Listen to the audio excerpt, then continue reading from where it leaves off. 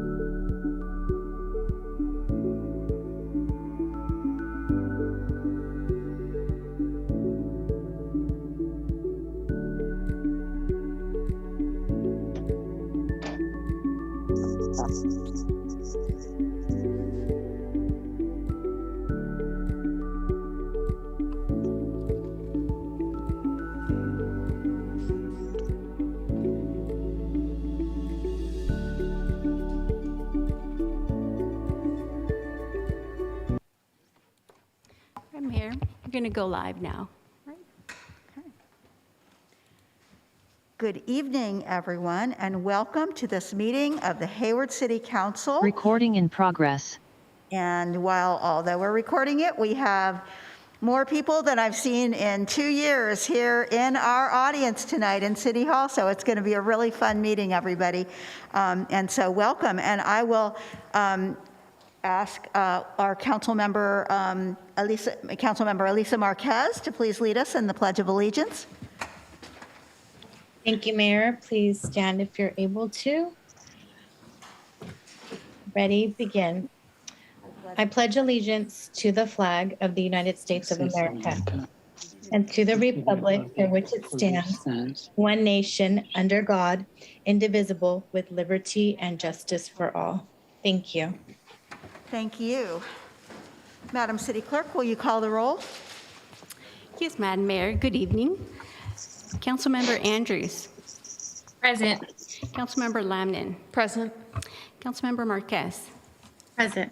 Councilmember Salinas. Yes, here. Councilmember Wahab. Here. Councilmember Cermeño. Present. Mayor Halliday. Here. Thank you. Thank you. That brings us to our closed session announcement.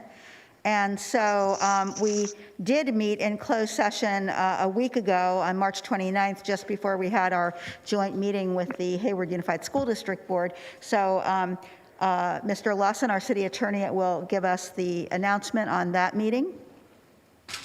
Greetings, Mayor and Council. The Council did meet in closed session on March 29th at 4 p.m. And with all members present, the Council took no reportable action on the one item under the category of anticipated litigation. And the closed session adjourned at 5:15 p.m. Mayor, I will defer to you regarding tonight's closed session.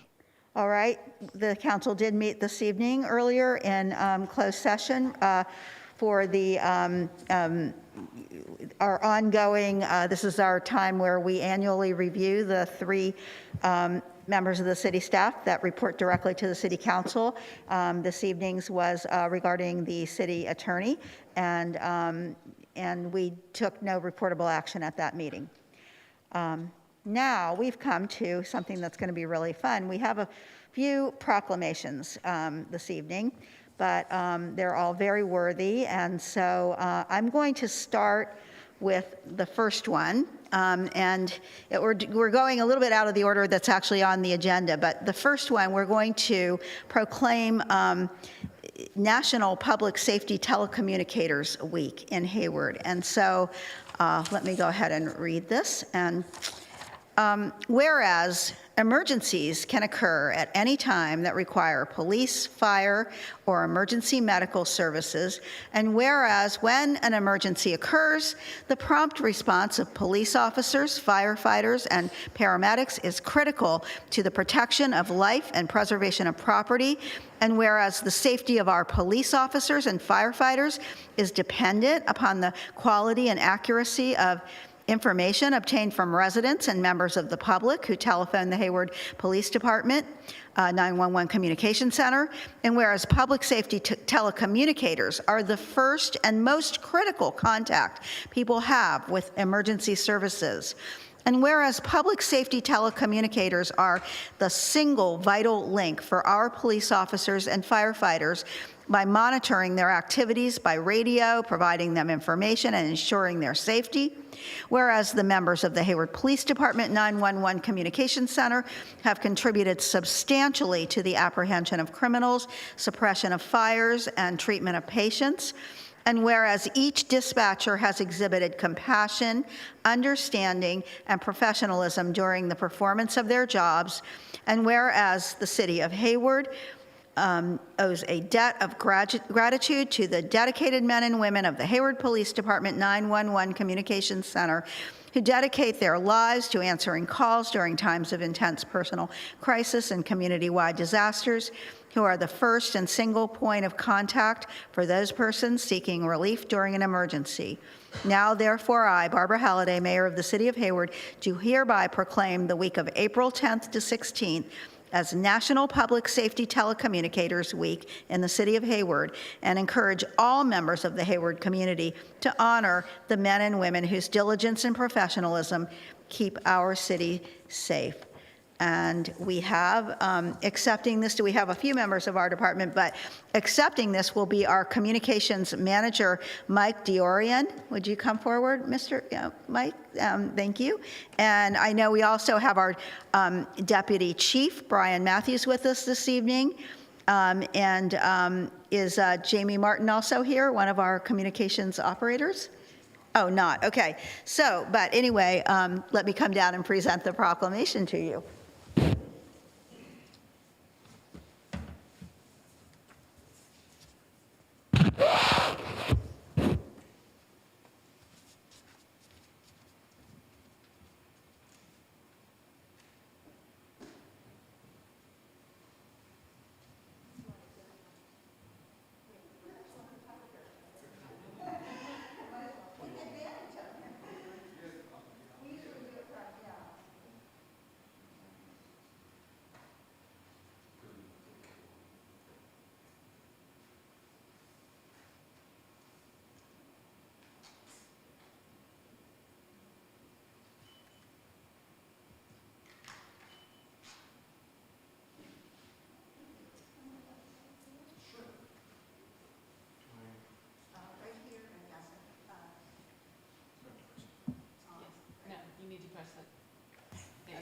Okay.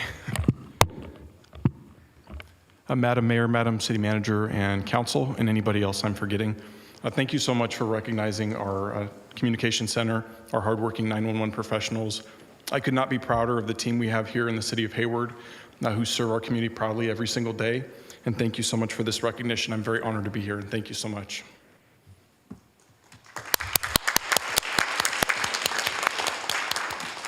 Thank you, and thank you for the work you and your team do every day, 24/7. Right now, there are people on duty doing that work, and we really do appreciate it, all of us. Next, we're going to move to National Library Week, and we're going to proclaim that. And we have with us this evening our the City Council liaison to the Library Commission, Councilmember Marquez, who's going to read the proclamation. Thank you, Mayor. Whereas libraries have long served as trusted and treasured institutions for all members of the community, regardless of background, race, ethnicity, creed, ability, sexual orientation, gender identity, or socioeconomic status. And whereas libraries are cornerstones of democracy, promoting the free exchange of information and ideas, connecting people to books and technology, and providing access to broadband internet, computers, and training that are critical for accessing education and employment opportunities. And whereas libraries strive to develop and maintain programs and collections that are as diverse as the populations they serve and ensure equity of access for all. And whereas in times of crises, libraries and library professionals play an invaluable role in supporting their communities, both in person and virtually. And whereas Hayward residents have received public library services provided from various locations since 1867, with the first permanent library building being started in 1905, with the donation from industrialist, and library supporter Andrew Carnegie. And whereas Hayward library staff are joining library workers, supporters, and advocates across the nation to celebrate National Library Week.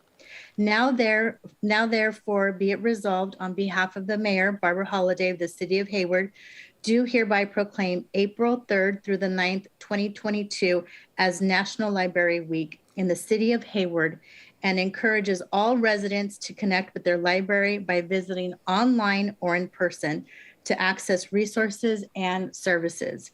And personally, I just wanted to thank our library director, Jenty Edelman, all of the amazing staff we have at our two libraries, as well as the chair of the Library Commission, Nika Patterson, as well as the fellow commissioners that serve currently and have served in the last couple of years to provide amazing programming to the members of our public. So let's give them a huge round of applause. And I believe the mayor will be presenting you the proclamation in person. Thank you.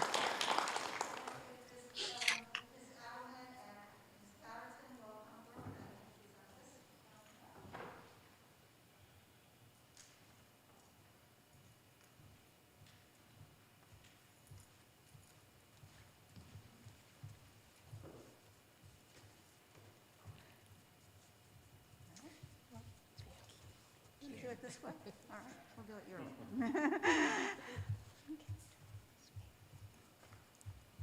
Hello. I need you to get away from that. There you go. Can you tilt it forward, please? It doesn't take this long when we have amateur photographers. Oh, yeah, I'll do that. It's hard to know. All right, thank you. So would you like to say a few words? I think that, yeah, thank you.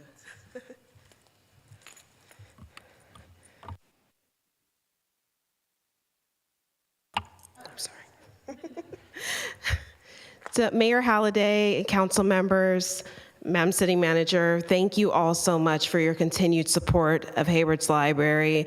And also I want to thank the staff of the library for all that they do.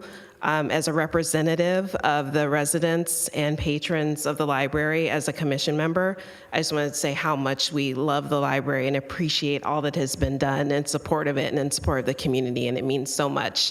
And libraries are such an invaluable resource and part of our community. Thank you all. Thank you. And yes, we do appreciate everybody involved. We have a lot of volunteers in our library, and we have a very dedicated library commission and just a wonderful staff. So now, moving right along here to our next presentation is to declare this as Art is Education Month and Arts, Culture, and Creativity Month. The City of Hayward celebrates the role that the arts and creativity play in helping us navigate the pandemic, amplify the need for racial equity, and highlight the power of the arts to change our lives for the better.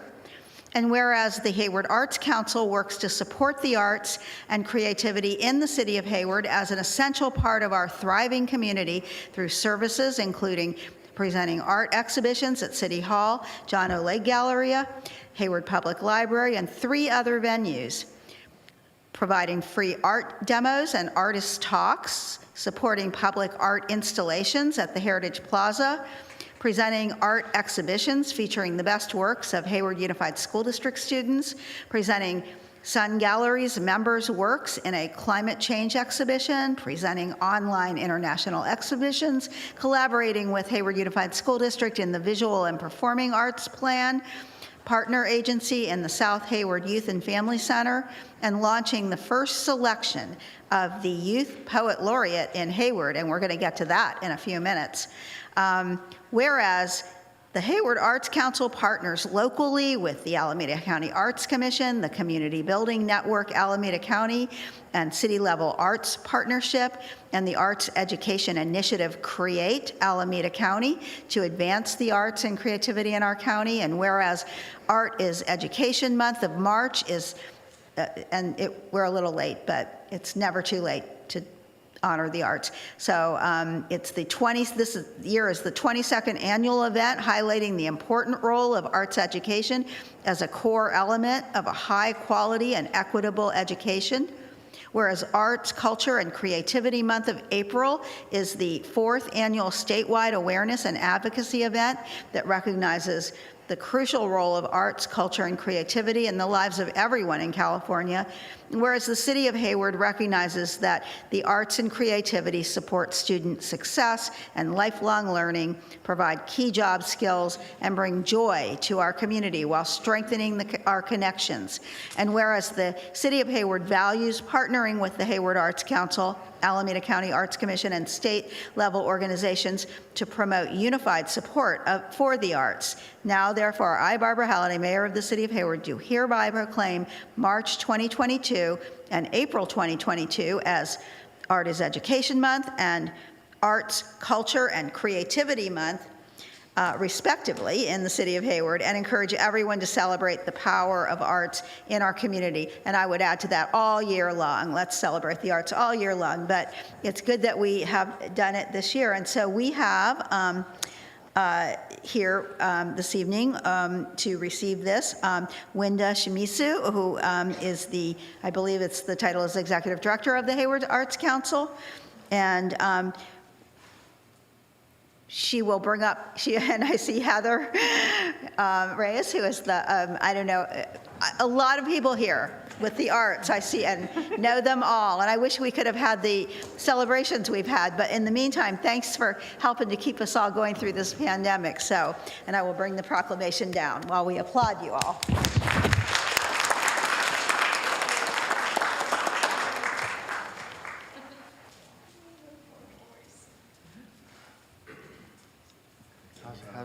How's Russell going to take his own picture? I'm not. Oh. Where's the tripod? Just the top. Okay. All right, and then kind of line up around. Can you come this way? Come on. I need somebody over here. Okay. No, you stay next to your wife. Stay next to your wife. Okay, everybody, can you take? You always start like this? Yeah, because that's the way I call. And we're both not tall people, so. Not tall. 3, 2, 1. Okay, everybody look this way. Beautiful. Stay right there. Y'all feel a little happier. There we go. Suspicious. What about if we get a picture with you? Can you take I have a phone. here?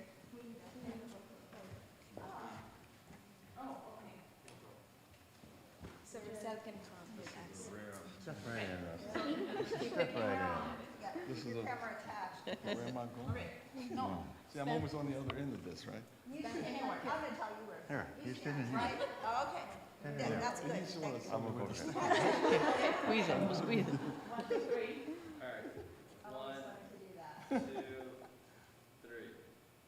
One more. And 1, 2, 3. Oh, sorry. Let me do all. 1, 2, 3. See, I'm not the professional. Yeah, drop that. Do you want to say something about? Sure. And then we're going to go right into the next thing too, so, yeah, it's on. It's on? Okay. Well, thank you. council members, and Mayor Holliday, City Manager Kelly Mcadoo. We are very honored of this recognition for arts education, and April, like the mayor said, is Arts, Cultural, and Creativity Month, and we are very excited to receive this honor.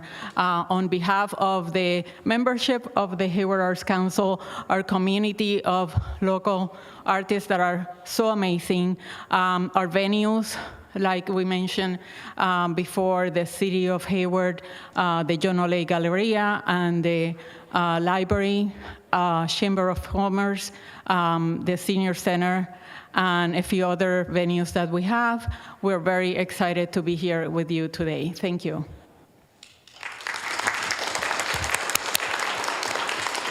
And thank you, Councilmember Marquez. I'm sorry you weren't here. We should have tried to get you in the picture, but thank you for reading the proclamation and for serving as our liaison to a great library commission. And now, the most fun, I think, the best thing tonight that we're going to do. I mean, having declared, whether it was March or April, Arts is Education Month, we're now going to be recognizing some, well, 3 in particular, young people this evening who have basically come out on top in our first annual, in the selection process for our very first Hayward Youth Poet Laureate. Now, I think that, a little over a year ago, I had a conversation with our Poet Laureate, Bruce Roberts, who is here with us this evening too. He's our first City of Hayward Poet Laureate, and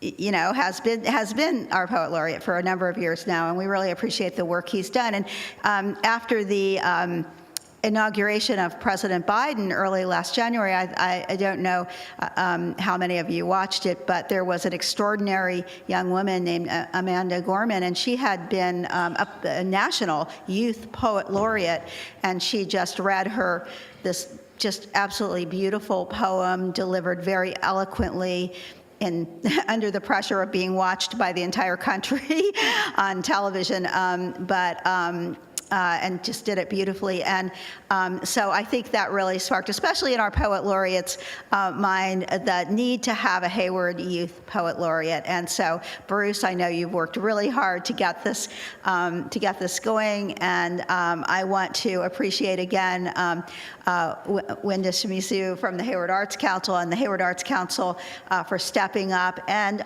also partnering with our library again. All these things come together: books, art, culture, poetry, and we now have selected our first ever Youth Poet Laureate, and she is here with us tonight, along with the third place runner-up, Kyrie Taylor. I don't know if is Kyrie here this evening? Okay, and the second place runner-up, Pabi Constantino, who I think I met earlier and is here, right?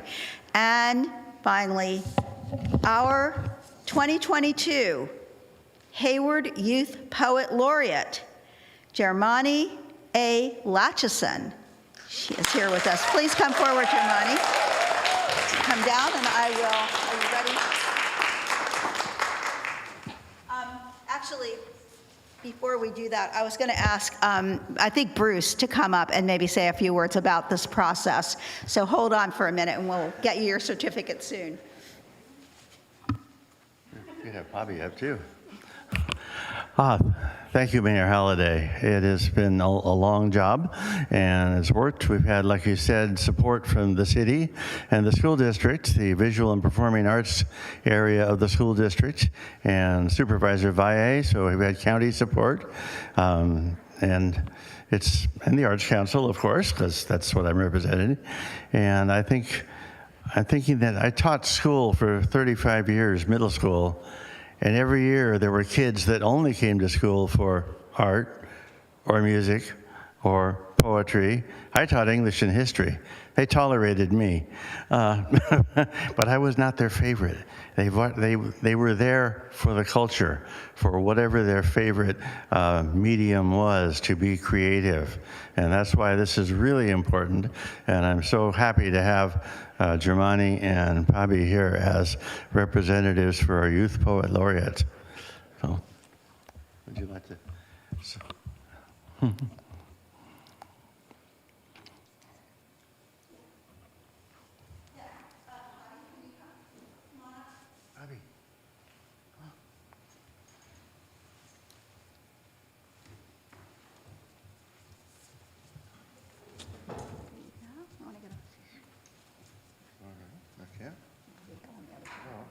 See, I'm starting to act like you. Honey, let you go for it. Okay, here. She's a pro. Do something with this. Oh, nice. Now, would you put that in your other hand? Yeah, there you go. Lift this way.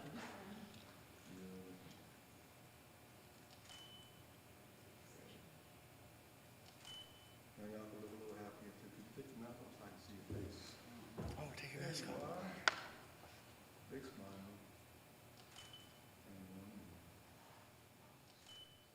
Okay. Congratulations. Thank you. Germani. You're good.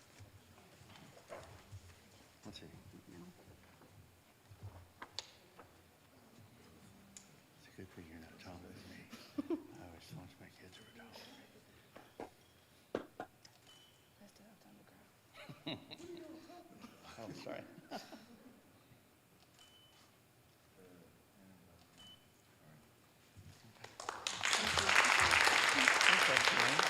And we have. Yes, why don't we do that? Yeah. I brought a poem for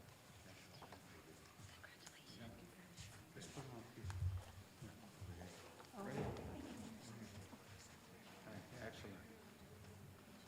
Good. All right. Well, you go first. I'm going to follow me. 1, 2, 3. There it is. Congratulations. Okay, look this way for me, please. Step this way just a little bit. Both. Right there. This part. There we go. One with the mask, one without. Yeah. You can take your mask off. No mask. We want you to smile. You guys can get up and get closer. 2, 3. Here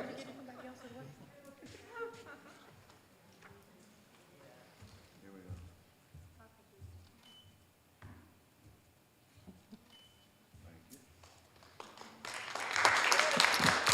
So, Germani and Bobby, we won't put you on the spot tonight, but this honor comes with some responsibilities, and we look forward to hearing you perhaps recite some of your work at perhaps some future events now that we're able to have events again. So look forward to seeing more of both of you. And again, congratulations on behalf of our, the city staff and the city council. We're very proud of you. And to finish up these wonderful presentations this evening, I'm going to ask actually our poet laureate, Mr. Roberts. We haven't had the occasions to hear from him in a while, and I think he has a poem prepared for us for Library Week, so he's going to conclude this part of our meeting with a poem of his own. Mr. Roberts. It's been a long time since I've been asked to read a poem in public. What, 2 years? I know you're up to it. I know. I am a native of Hayward and also a bookworm. Raise your hand if you consider yourself a bookworm. Any bookworms in the crowd? Literacy comes to Hayward. I like it. So the title of my poem to celebrate National Library Week is Bookworms, oddly enough. Yeah. Bookworms, they're a cantankerous lot. Can't you see I'm reading? So bother me not. Change a tire, mow the lawn, change the baby, clean the john. Don't ask me now, for can't you see I'm in the midst of chapter 3. Reading books, a life-affirming addiction, an educational experience, whether real or fiction. Each book is a gold mine filled with life's learning, sentence structure, vocabulary, knowledge, a churning. To be caught up in a tale is to use your time glorious, whether serious, suspenseful, or completely uproarious. So get off your phone, your laptop, television. Forget social media, a rewarding decision. Just head for a library. Follow the signs. You'll soon feel better. Medicinal for minds. Thank you.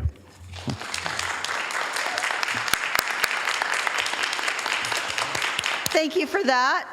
Yes, there is nothing like a book, really, no substitute. And it's you and the written word, you and the author, but the author is only present through the written word, but it's just a really great experience, and there just isn't anything like it. So thank you all for contributing to the art and culture and beauty of our community. We really do appreciate it. And this is one of the more fun evenings I've had in a long time, and I'm just glad to welcome you all here to our City Hall this evening. But we have to move on to our other business this evening. So with that, I'm going to move on to, yes, oh, sorry, Councilmember Zermeño. I was going to confess that I am a bookworm. Was it you, Bruce Roberts, who said it's better to be reading a bad book than reading no book at all? It was you? Sure. Oh. All right. Somebody said it. Okay, thank you. I'm not sure I agree with that, but anyway, that's good. Yeah, okay. Okay. So now we're going to move on to public comments part of our meeting, and this is your opportunity. Anyone who would like to speak on any item that is not otherwise on our agenda this evening. So, Madam City Clerk, do we have anyone wishing to? Oh, wait a minute. I'm sorry. We do have someone. Yeah, I've been watching you on the Zoom. So we have Aileen Sulis, and this is regarding the Youth Poet Laureate. Ms. Sulis? Well, I just wanted to say congratulations to the winner. It's been a privilege to have the opportunity to participate in this and sort of as a representative of Cal State East Bay. So thank you very much for including me, and congratulations to all the winners. It's been a lovely process. Thank you so much. Thank you for your participation in it. And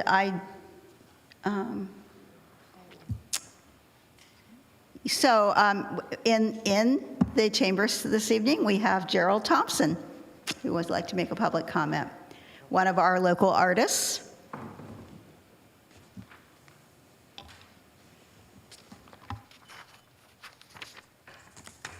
Hello. I was going to talk on annual funding and not just the 2023 funding. So even though it's tangentially related. That actually is on our agenda this evening. So do you want to wait until we get to that item? Item 11? Yeah, sure. Okay. Yeah. All right. Thanks. And I see on Councilmember Lamnon. Thank you, Madam Mayor.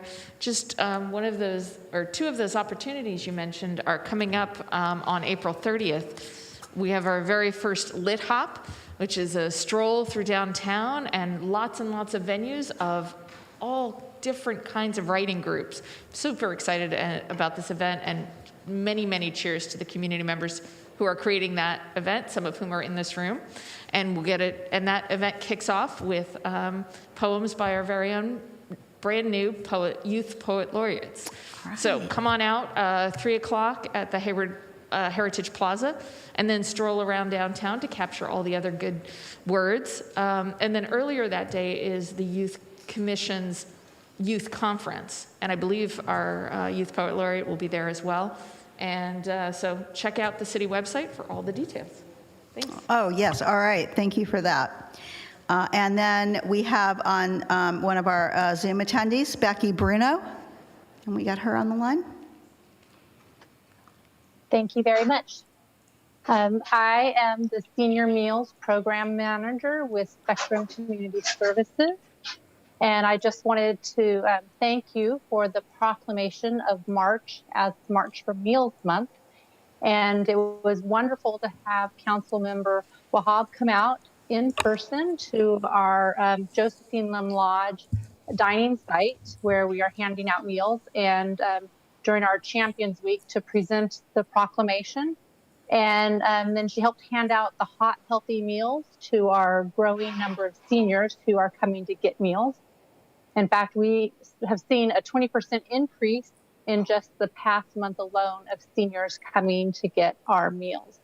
And we would like to invite you to support the senior service program at our upcoming fundraiser, Show Your Love, on Saturday, May 7th.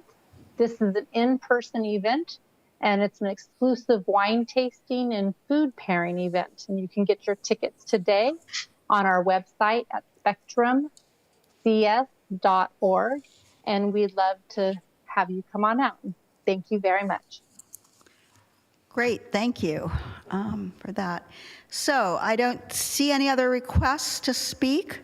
Madam City Clerk, you're not seeing any either, so wait a minute.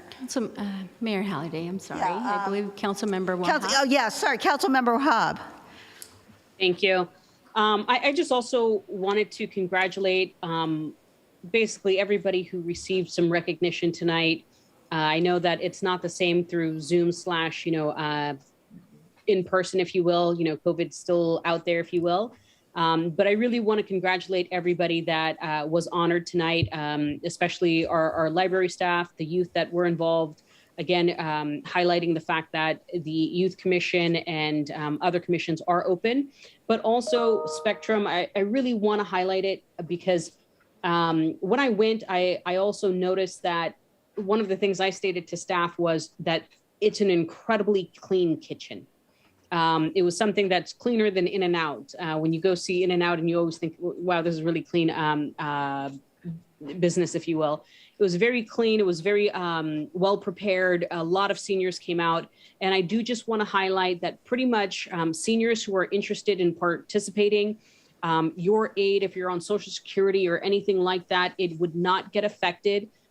You would just have to provide your name, your address, and your age, and pretty much you are able to be serviced by Spectrum.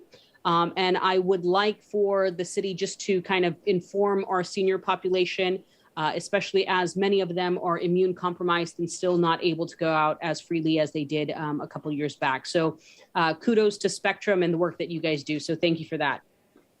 Yes, and thank you for going and presenting that to them. So we appreciated that. So with that, any other comments? I'm not seeing either on any of these screens or here in the chambers. So with that, I'm going to close public comments and we'll move on to comments from our city manager.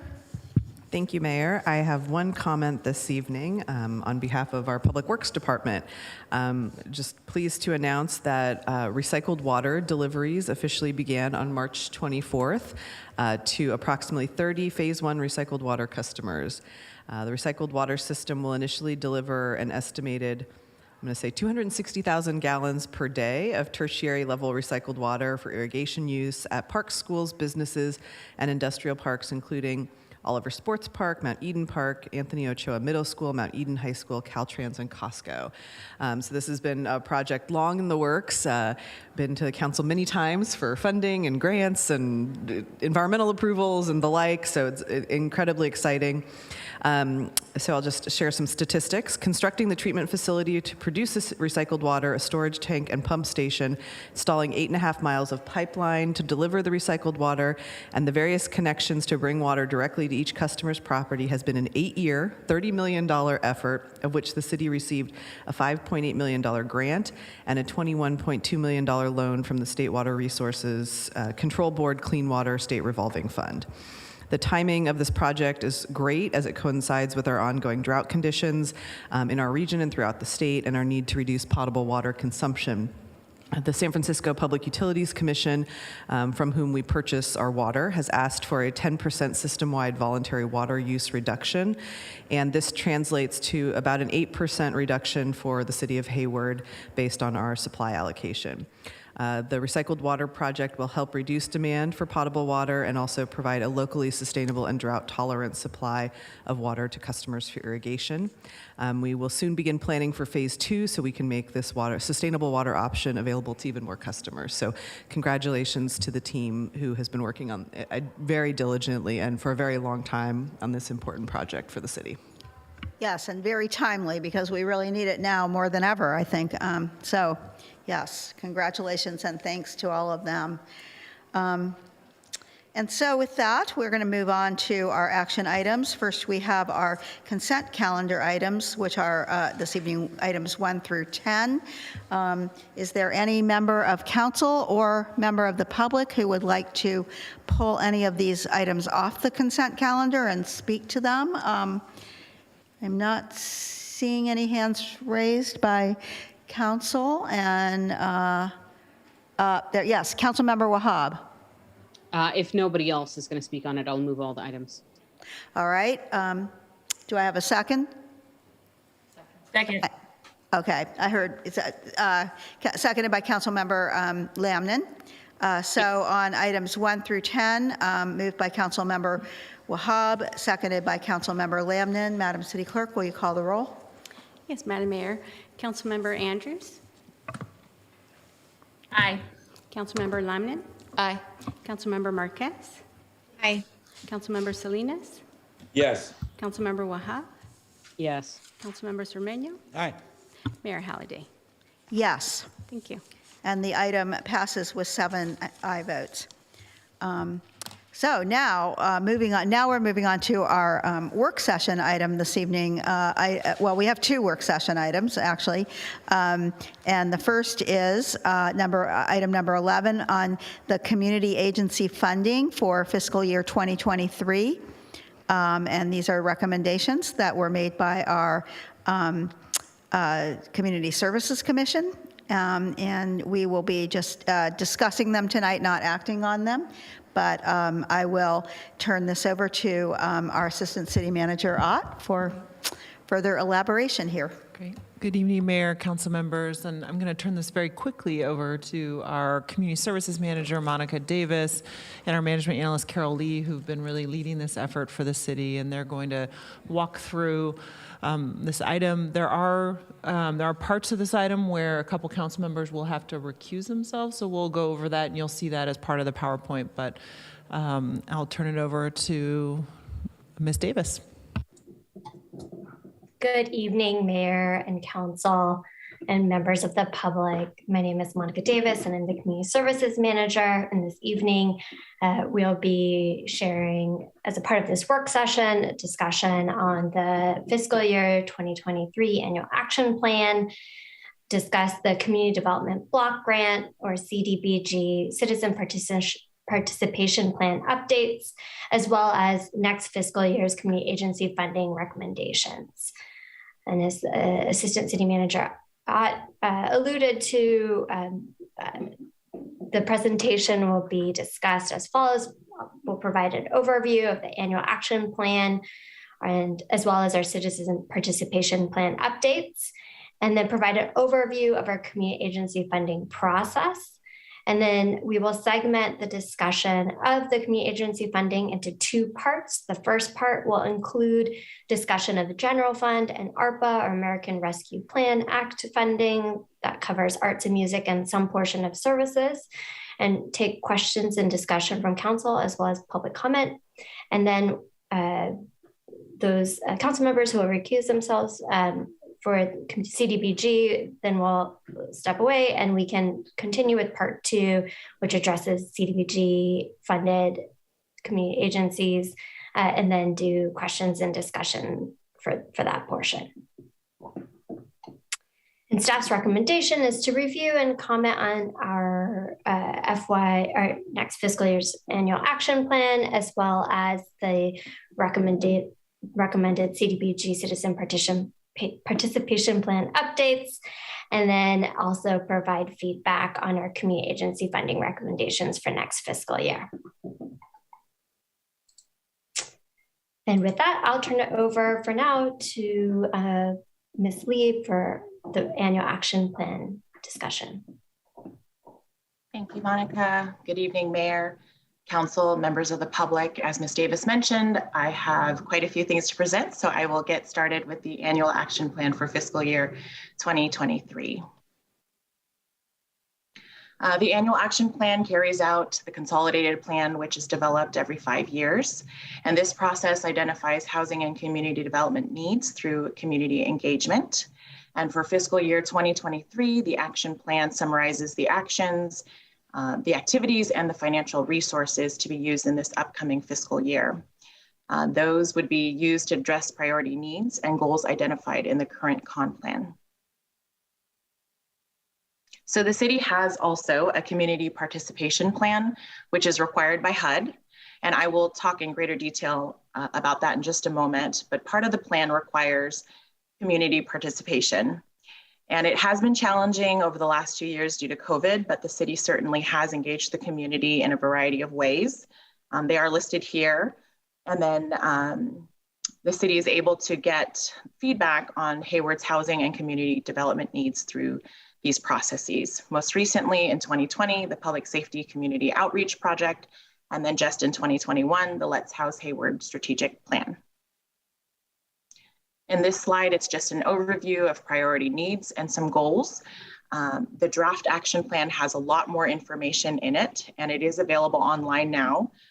It's available for public viewing, and and interested parties have 30 days to provide feedback on the draft action plan. So staff this evening is also proposing to update the community participation plan, also known as the CPP. HUD regulations require that all CDBG grantees develop and maintain a citizen participation plan. It sets forth the city's policies and procedures for community engagement and participation in the CDBG funding and planning process. Staff has worked with the city's HUD rep and gotten approval to remove the word citizen from the city's CPP, and staff's proposing to replace it with community in an effort to remove barriers to participation, which is in alignment with the city's work around inclusion. The primary goal of the CPP is to encourage and provide space for the community, especially low and moderate income residents, opportunities to participate in the development of the con plan, any changes to the con plan, and also the city's performance reporting to HUD. Updates to the CPP were intended to be addressed a couple years ago, but it was put on pause because of COVID. And over the past 2 years, staff has further saw the need to make these changes.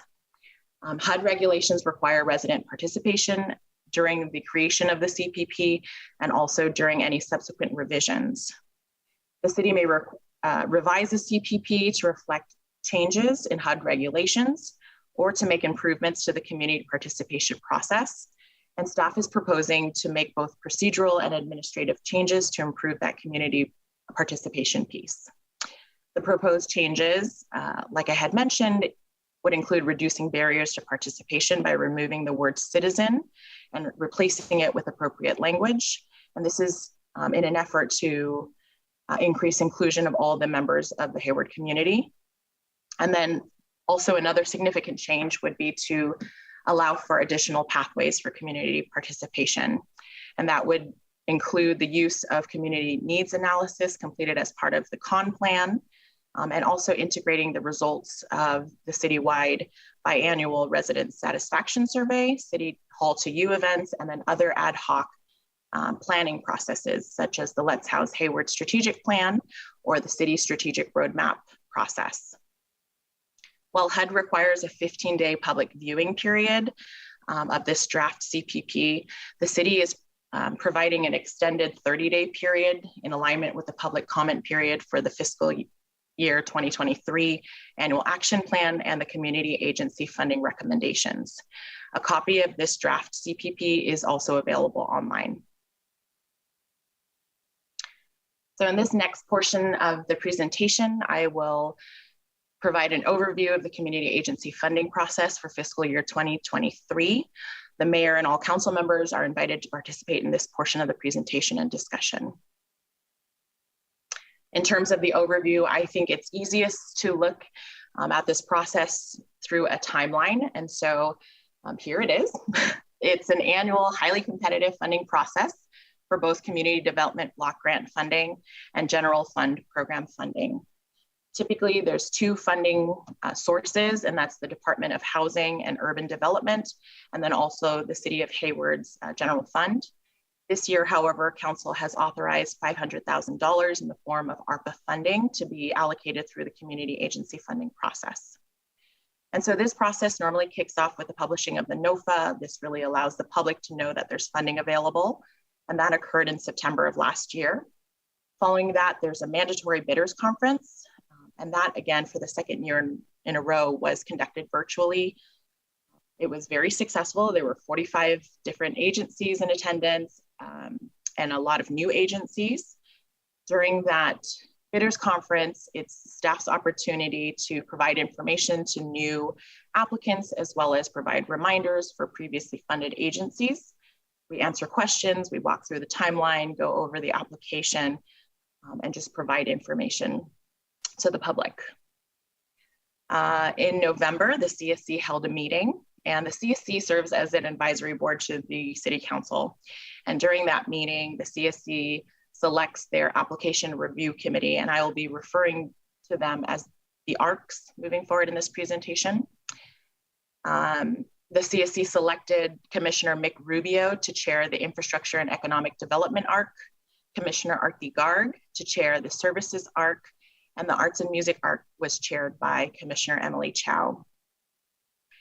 Also in November, the applications were due, and after that, staff and the CSC conduct a review of all the applications and spend 2 days in January over 2 Saturdays to interview all the applications. They also engage in extensive deliberations to form the recommendations that will be presented later this evening. In February, the ARCs present the draft funding recommendations to the full CSC, and a public comment period begins. In the following months, the CSC hears the public comments, has discussions, and then votes on the recommendations to Council. This evening, Council is hosting a work session on the items, and then a public hearing is scheduled for later this month on the 26th. And if you'll allow me, I just want to take a step back. For the application review committees, also the ARCs, I want to mention that there's 3 of them, one for services, one for infrastructure and economic development, and then one for arts and music. All of the applicants interview with one of these committees based on their program or project. In total this year, the city received 50 applications. 4 of the applications did not proceed to interviews, which left 43 competitive applications and 3 non-competitive awards. Like I had mentioned, the review process includes staff's review as well as the CSC's reviews of all of the applications. The CSC then forms supplemental questions, which are shared with the applicants prior to their interviews. In addition to the 2 full days of interviews, the ARCs also engage in hours of deliberations in order to prepare the recommendations. The recommendations were fully supported by the CSC, and they will be presented later on this evening to you. I just want to take just a moment to acknowledge the CSC. I know many of them are in attendance this evening or watching online, and really just want to acknowledge the work and the time that they dedicate to the community agency funding process, and also year-round in support of the Hayward community. And with that, I will move on to the FY 2023 available funding by category. And so the CDBG awards are dependent upon federal funding allocations, and the general fund awards are subject to available budgetary funding. This year, $500,000 in the form of ARPA funding is also being allocated through this process. You'll also notice on this chart that there's several non-competitive awards, and these awards provide fair housing services. They fund home rehabilitation programs that prevent the displacement of low-income households. It's for administration, administrative support on project management for CDBG, infrastructure grants, and then lastly, you'll notice $50,000 of general fund being allocated to support the 211 communication system. In total, at the bottom, you'll see that there's just over $2.2 million available in FY 2023. In this slide, we see the requested funding for the coming fiscal year by category. Annually, the city receives approximately $1.5 million to fund social programs. These are estimates and they are subject to change, and that will be based on the actual entitlement. Like I had mentioned earlier, there were 50 applications received this year. 12 of them were for new proposed programs. And then I also mentioned that 4 applications were not recommended for interview and did not proceed further in the community agency funding process. A little bit of background on those applications. 3 of those applications amounted to over $42 million, and they were associated with 2 new construction projects that were ineligible for CDBG funding, and they far exceeded the amount of ARPA funding available. So in all 4 of those cases, staff did work with the applicants to find other opportunities for funding. I think the main takeaway in this particular slide is that similarly to last year, the requests exceed what's available. And so this graph shows the total amount of funding available over time. And while there's some fluctuation of what's available, relatively the amounts are fairly consistent. And in FY23, the CDBG funding levels, it is an estimate. It's based on prior year's entitlement awards. And this will be updated once the actual award is provided to the city, which is expected any day now. In this particular graph, we see the total amount of funding available over time, and then the total amount requested over that same period. The line graph actually shows the numbers that were showed on the previous slide, and then the bar graphs represent the total funding being requested. Keep in mind that for fiscal year 2023, $42 million has already been removed from this graph, and we can see that the amount requested still exceeds that which is available. This next part of the presentation, I'll present a more detailed look at the fiscal year 2023 funding recommendations for the general fund and ARPA funding services. So in this first slide, we look at the projects that support food security and health. I want to point out that there are 2 new programs in this category. The first is Mercy Brown Bag Program, certainly not a stranger to Hayward. They have been serving Alameda County for 39 years by distributing nutritious bags of groceries to older adults. But in 2020, they saw a 68% growth in the demand for their services. And this is the first time that they're seeking funding through the community agency funding process. The second new program is Crisis Support Services of Alameda County, and their expanding mental health and suicide prevention services project. This will provide direct support services to Hayward Unified School District by offering mental health and suicide prevention services at Hayward High School and Lauren Eden Elementary School. And both of these new programs are being recommended for partial funding this evening. In this chart, we present the projects that promote housing and address homelessness. There is one new project that I want to point out, and that's Family Violence Law Center's Domestic Violence Housing First for Hayward project. This project will supplement family violence law's currently funded project, and it will provide survivors with direct financial assistance to maintain and obtain housing, and also pay for essential needs like food and clothing. And they use the Domestic Violence Housing First model, also being recommended for funding this evening. In this slide, we see projects that support information referral, legal services, and youth and education projects. There's also one new program on this slide, and that's the Alive Students. Their mission is really to interrupt predictable outcomes for children in Alameda County who are experiencing homelessness in the foster care system or have undocumented status. And through preventative education to elementary age students, it provides academic and social emotional learning tools that supplement classroom learning, also being recommended for full funding this evening. This slide takes a look at the ARPA funding recommendations for fiscal year 2023. As part of the city's federal stimulus expenditure plan last July, council approved augmenting the fiscal year 2023 community agency funding budget by allocating one-time ARPA funding in the amount of $500,000. There is one project on this slide that's not being recommended for funding, And the CC took into consideration, obviously there was limited funding, but they really tried to prioritize funding towards meeting basic needs and prioritized services that addressed immediate needs. Additionally, they took into consideration multiple applications being submitted by one agency, and so that's reflected in the recommendations before you. At this time, I'm going to turn things over to Ms. Davis to present the arts and music portion of the presentation. Thank you. And on the next slide, you'll see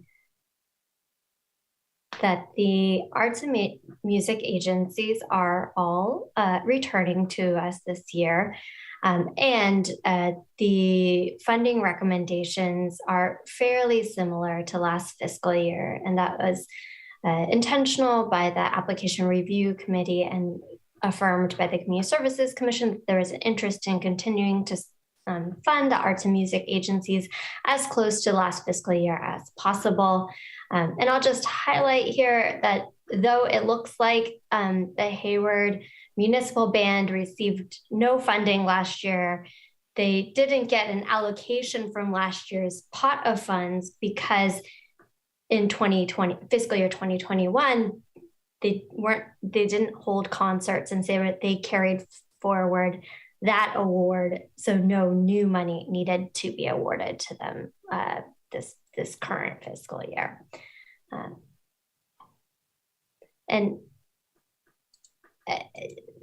likely, as you can see in this chart, similar to the services category, the demand for requests for arts and music funding has increased every single year over the last 5 years, and the available funding has remained relatively flat.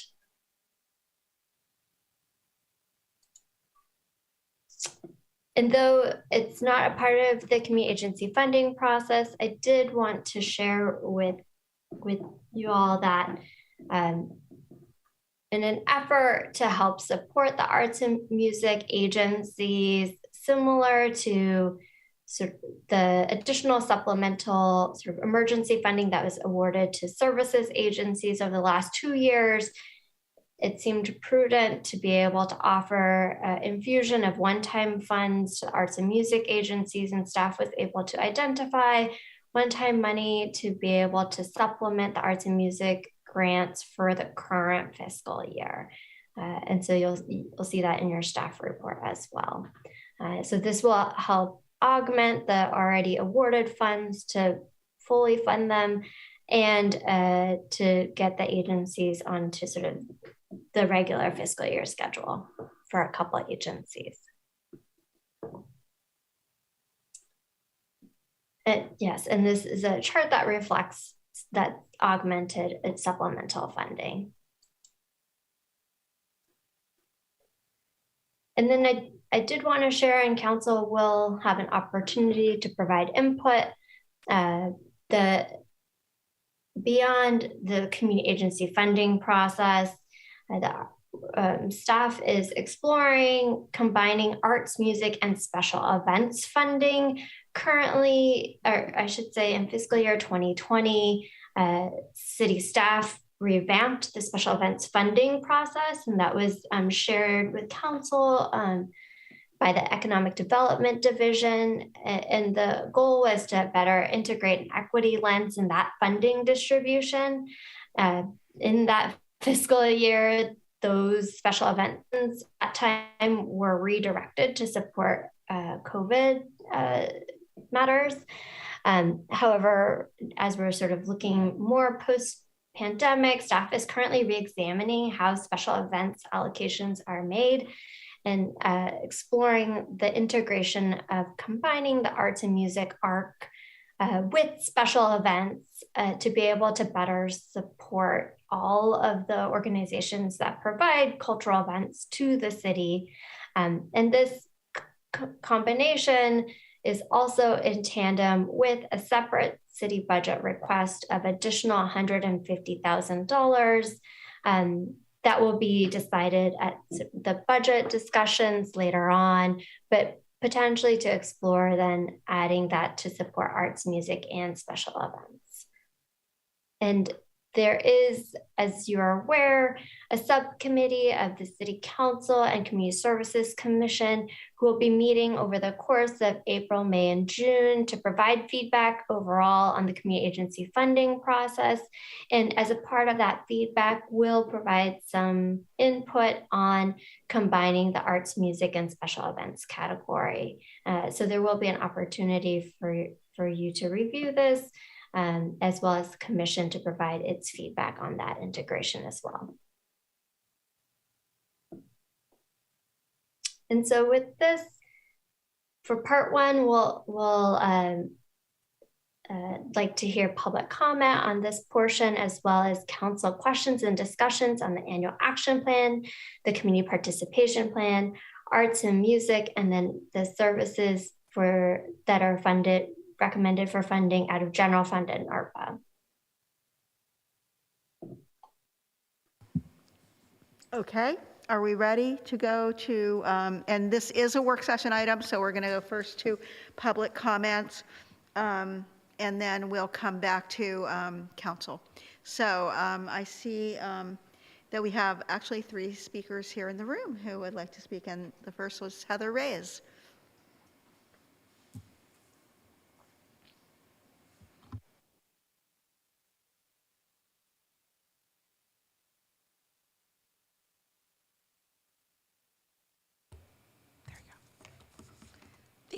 Thank you, Mayor Halliday, council members, members of the community, and the CSC committee. The one thing that I would have to say, and looking at the presentation, I noticed that there's been a change since when I went to the previous committee meeting to now, and I definitely have to say I appreciate that. I would also like to add that I'm not sure in agreement with the arts being lumped together with special events, because my concern is that those could exceed that $150,000, and then where would that money come from if we're all competing for the same pot? So that's my 2 cents on that. But I definitely appreciate, and you all know, arts are crucial to Hayward and reflect the diversity of Hayward. And art allows the viewers to see someone's truth, whether when they can't say the words, we're able to see their truth. It benefits both children and adults alike. And just to kind of recap where I come from, I stumbled into a free gallery that was showing Hayward Unified Art, put on by the Hayward Arts Council, and loved the idea that the city was in partnership with the Hayward Arts Council. Since then, I've now become president of the Hayward Arts Council, and it's been an honor to be in that position and under the expertise of our executive director, Winda. She has just grown our organization, and we've pivoted. We've pivoted for COVID, and when in-person galleries closed, we pivoted to online. Our members were still able to showcase their art while being sheltering at home. And a lot of our members re-engaged the artistic side of themselves because they were stuck. They had nothing, they couldn't go anywhere. And we're so definitely proud of being able to offer the arts to free of charge to the city of Hayward, and through some collaboration with other board members, we've now had international exhibits. So the city of Hayward is now on the minds of in the Philippines. So just to let you know, we're moving. So I'd like to come back as reconsideration of how the arts are prioritized for the city of Hayward, and it not be the first to lose funding. And I definitely appreciate all of the work that's been put in by the committee, by yourselves, and thank you. Thank you. Next, we have Suzanne Phyllis.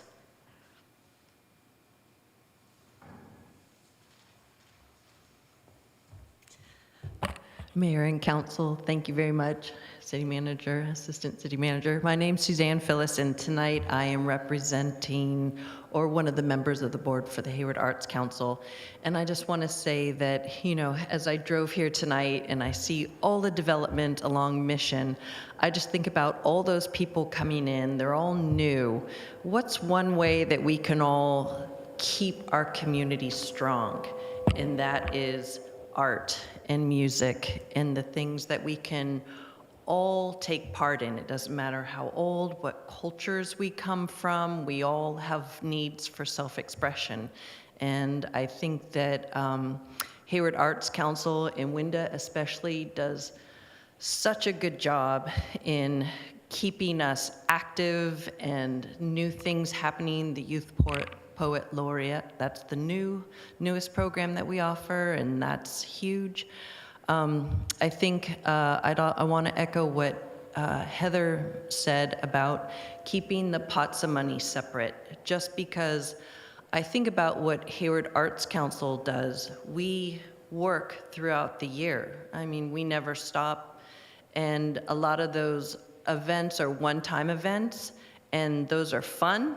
I love events, we all do, but we need to know, to be able to be consistent in what we offer to the city and to the community, we need to know what our budget is, just like here at the city. So to be lumped in with groups and to have it be potentially a lot more or a lot less, it affects our programs immediately. So, and our ability to bring new programs or maintain programs. So I just hope you think very carefully about these recommendations. Thank you for bringing more money into the pot. We really appreciate that. And thank you very much. Thank you. And next we have Gerald Thompson.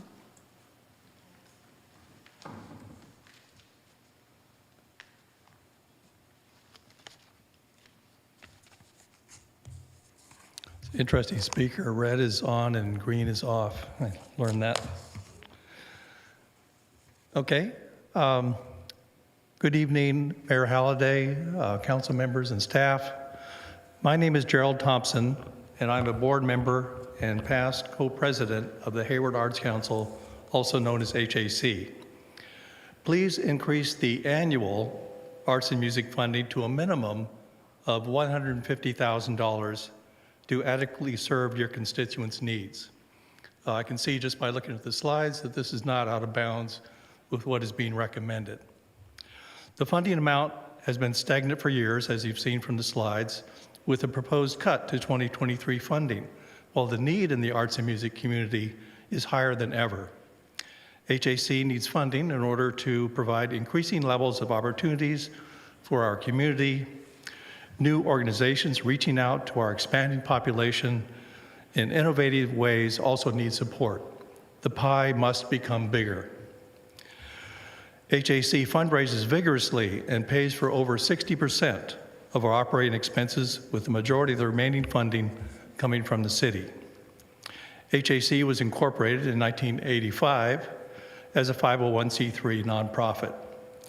The purpose of HAC is enumerated to stimulate continuing community interest in the arts, expand the image of Hayward as a cultural center, coordinate and strengthen existing art organizations, facilitate joint programs which will enhance the artistic and cultural environment of the city of Hayward, and provide a network of communication between local artists and the community.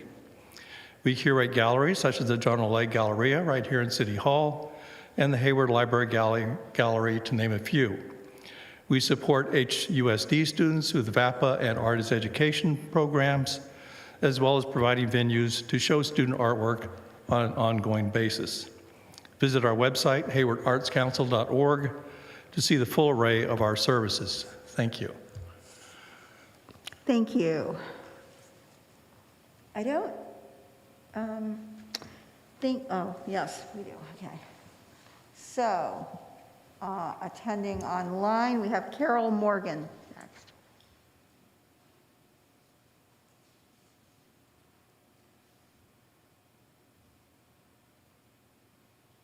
Oh, good evening, everyone. Thank you for having me here, even though I couldn't be there in person. I just wanted to say Could you speak up a little or perhaps closer to your microphone? Here in the chambers, we're having a little trouble hearing you. Is this better? Is it better now? Oh. A little, yeah. How about now? Can you all hear her? Yeah. Try your best. Speak in a loud voice. Okay, I'm sorry. This is the best my computer can do. Anyway, I was really glad to be in on this meeting and see all the great things that Hayward is doing. It's always a pleasure to see something new like the Youth Poet laureate. And I want to speak for the music in Hayward. I'm with the East Bay Youth Orchestra. And I wanted to thank you for the funding over the years for our organization, which has been vital. It's vital to our existence, especially during COVID. And we also, we've also been having trouble with venues until now. And this kept us going. The Veterans Hall in Hayward provided a venue as well as 2 different churches. So we're doing pretty well right now, thanks to the support of the city and organizations within the city. So I just wanted to thank you.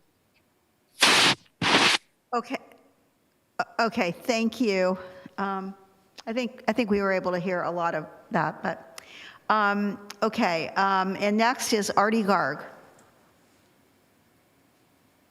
one of our commissioners. Hi, thank you very much. Thank you for recognizing me and allowing me to speak today. As Mayor Halliday mentioned, I am also the Vice Chair of the Community Services Commission, and I just wanted to thank Council for considering and taking the time to review our recommendations and ask questions about it. I wanted to thank the other community members for raising their concerns and making their voice heard, both during the Community Services Commission meeting and then also sharing some of the concerns around arts funding with Council. I think it's important that this be a very inclusive process to hear voices from across the Hayward community. So I mostly just wanted to raise my hand and let you know that I am here attending online. I wasn't able to join in person, but if there are any questions about the deliberation process that we had this year, if Council has any questions, I'm happy to answer them. I did also want to sort of make one comment about just sort of to raise Council's awareness of this as you go through the funding recommendations for this year. Because we had this one-time ARPA funding available, we were able in the services arc to fund a number of agencies to sort of meet, to fund, I think, the majority of agencies that requested funding. There were some agencies that we did not recommend funding for this year, but that doesn't necessarily alleviate the sort of long-term problem that, that Carol talked about in her presentation, where the demand for services funding has been really outpacing what is available. And I know that there are a number of factors that influence the funding resources that are available.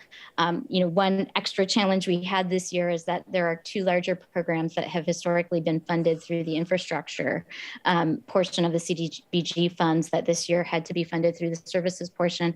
But I just want to sort of make sure Council is aware of the work that the Community Services Commission does and some of the increasing annual challenges we've had due to the need of the incredible agencies that we have serving the Hayward community to provide kind of public funds to support the work that they do. And we will be having some working sessions together in the next few months, but just to make sure that is in the back of your mind as you kind of think about next fiscal year and future decisions that we have to make around services funding. How do we really support our community and the incredible agencies that we have providing services within our community? Thank you very much. Thank you. And another member of our commission, Artavia Berry. Good evening, Mayor, City Council, and everyone present. First, just want to say thank you to the City Council, to all my fellow commissioners, and to all the community agencies who did show up throughout the process and here tonight. Want to loop onto and build upon what Vice Chair Artie Gard just said, which is, there's a great need to expand the pot. I think we've been aware of this for quite some time. So rather than repeat everything that was just said, what I will ask of City Council is, I heard someone in the comments note some concern about combining events funding with some of the programmatic work, that's happening there. As we consider how to expand the pot, I'd love to hear, if not with the expansion that's been recommended by staff tonight, where are some other opportunities? And I know there's larger conversations coming up over the next 3 months.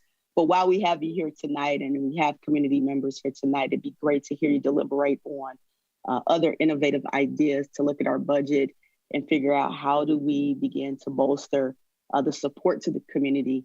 In addition to growing demand, the demographics are changing. Some of the issues that we see bubbling up in our community may look different from maybe 10 or 20 years ago. And one thing that stays on my heart vis-a-vis this process is the issues around human trafficking.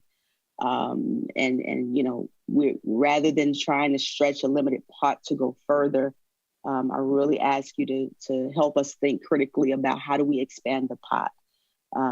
So that's my statement. It's an honor to serve as chair of the commission. I'm looking forward to the joint meetings over the next 3 months, and I'm also available to answer any questions should they arise. Thank you for the time.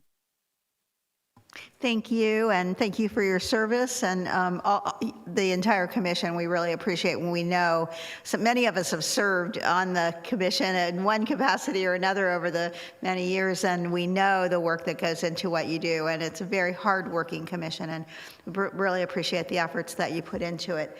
I don't see any other requests to speak from the public. Madam City Clerk, are you aware of public requests on what we've heard so far? No, Madam Mayor, not aware of any requests to speak. So I'll close public comment right now, although we do have the members of the commission, Ms. Berry and Ms. Garg, available if we have questions of them. But we will move to council questions and comments, and we'll start here in the chambers with Council Members Armenio. Mayor, thank you, and and thank you to the staff for a good report. Thanks to the commission. Two questions. One, it's probably, let's see. I'm always looking for making sure that the people who receive these funds serve the Hayward residents. And most of them do say blah, blah, blah of Hayward, blah, blah, blah in Hayward. But there are a couple that do not state Hayward. For example, legal services for immigrants. You probably asked that question when they were interviewed, but is this an organization that serves Hayward residents or not? So that's question number one. And then my other question is, we have family education program for the library. So this, I guess, to my city manager, our city manager, I'm sorry, couldn't we, since the library is part of our budget, yearly annual budget, general funds, couldn't we take those funds given to this particular project of the library, and that would in turn make more money available to community organizations which are not part of the general fund? Is that a possibility? Sorry, which part of the library program budget? It's a family education program, and it's part of the library, and it's receiving about over $100,000. So that is our after-school tutoring and literacy program that's a partnership with the school district. So I mean, we'd have to look at where that money would be replaced with. So, Okay. I mean, it's not like unless you wanted to discontinue the after-school homework help centers, which I don't think the council wants to do. That's something that would have to then come from the general fund. You know, so, I mean, I guess I was just misled, I suppose. I looked at the family education program of the Hayward Library. Maybe that's what my problem is. Maybe the Hayward Library should be taken away, just simply say family education program for a tutoring program, something along those lines. You know, it's basically, it's similar to, you know, it is for the whole benefit. I mean, it's a program that's run out of the library, but for the benefit of students in Hayward. I mean, the council could make a decision that said, we're just going to fund that out of the general fund and then use that money. I mean, that works at this point, given where the general fund budget is. But then, you know, as you know, but the budget shifts and changes, that might cause a challenge. So then would force the council to make a tough choice. You know, the agencies have now come to rely on this funding. You know, if the general fund budget gets into trouble, you don't want to have to make that choice to not have those programs anymore. So we always run into a program, there are more requests than there are funds, and I'm Always. just thinking that perhaps these funds could be folded into our general fund, general budget, and then there will be some more. But that's for the rest of I mean, my colleagues to decide. that's absolutely something that can be discussed as part of, we have the upcoming Saturday budget work session.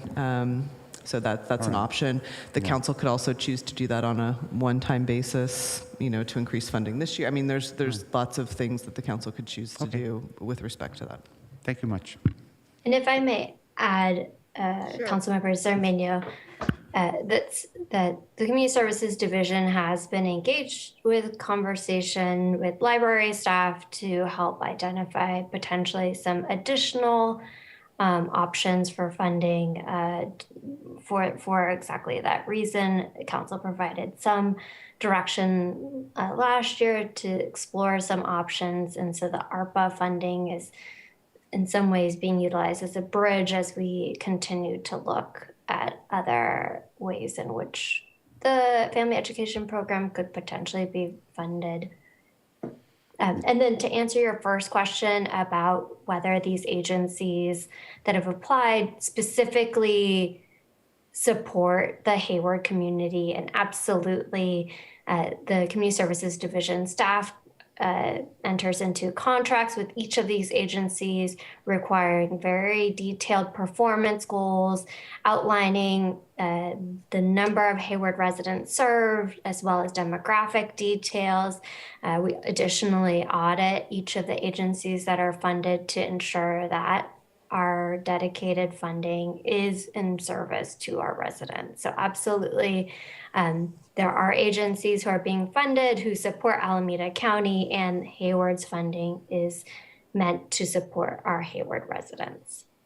Okay, thank you. I'm familiar with most of the organizations that receive funding, but there are a couple that did not know, like Legal Services for Immigrants. Okay, thank you, Monica. You're welcome. Yeah, they changed their name, but we've been a long-standing agency.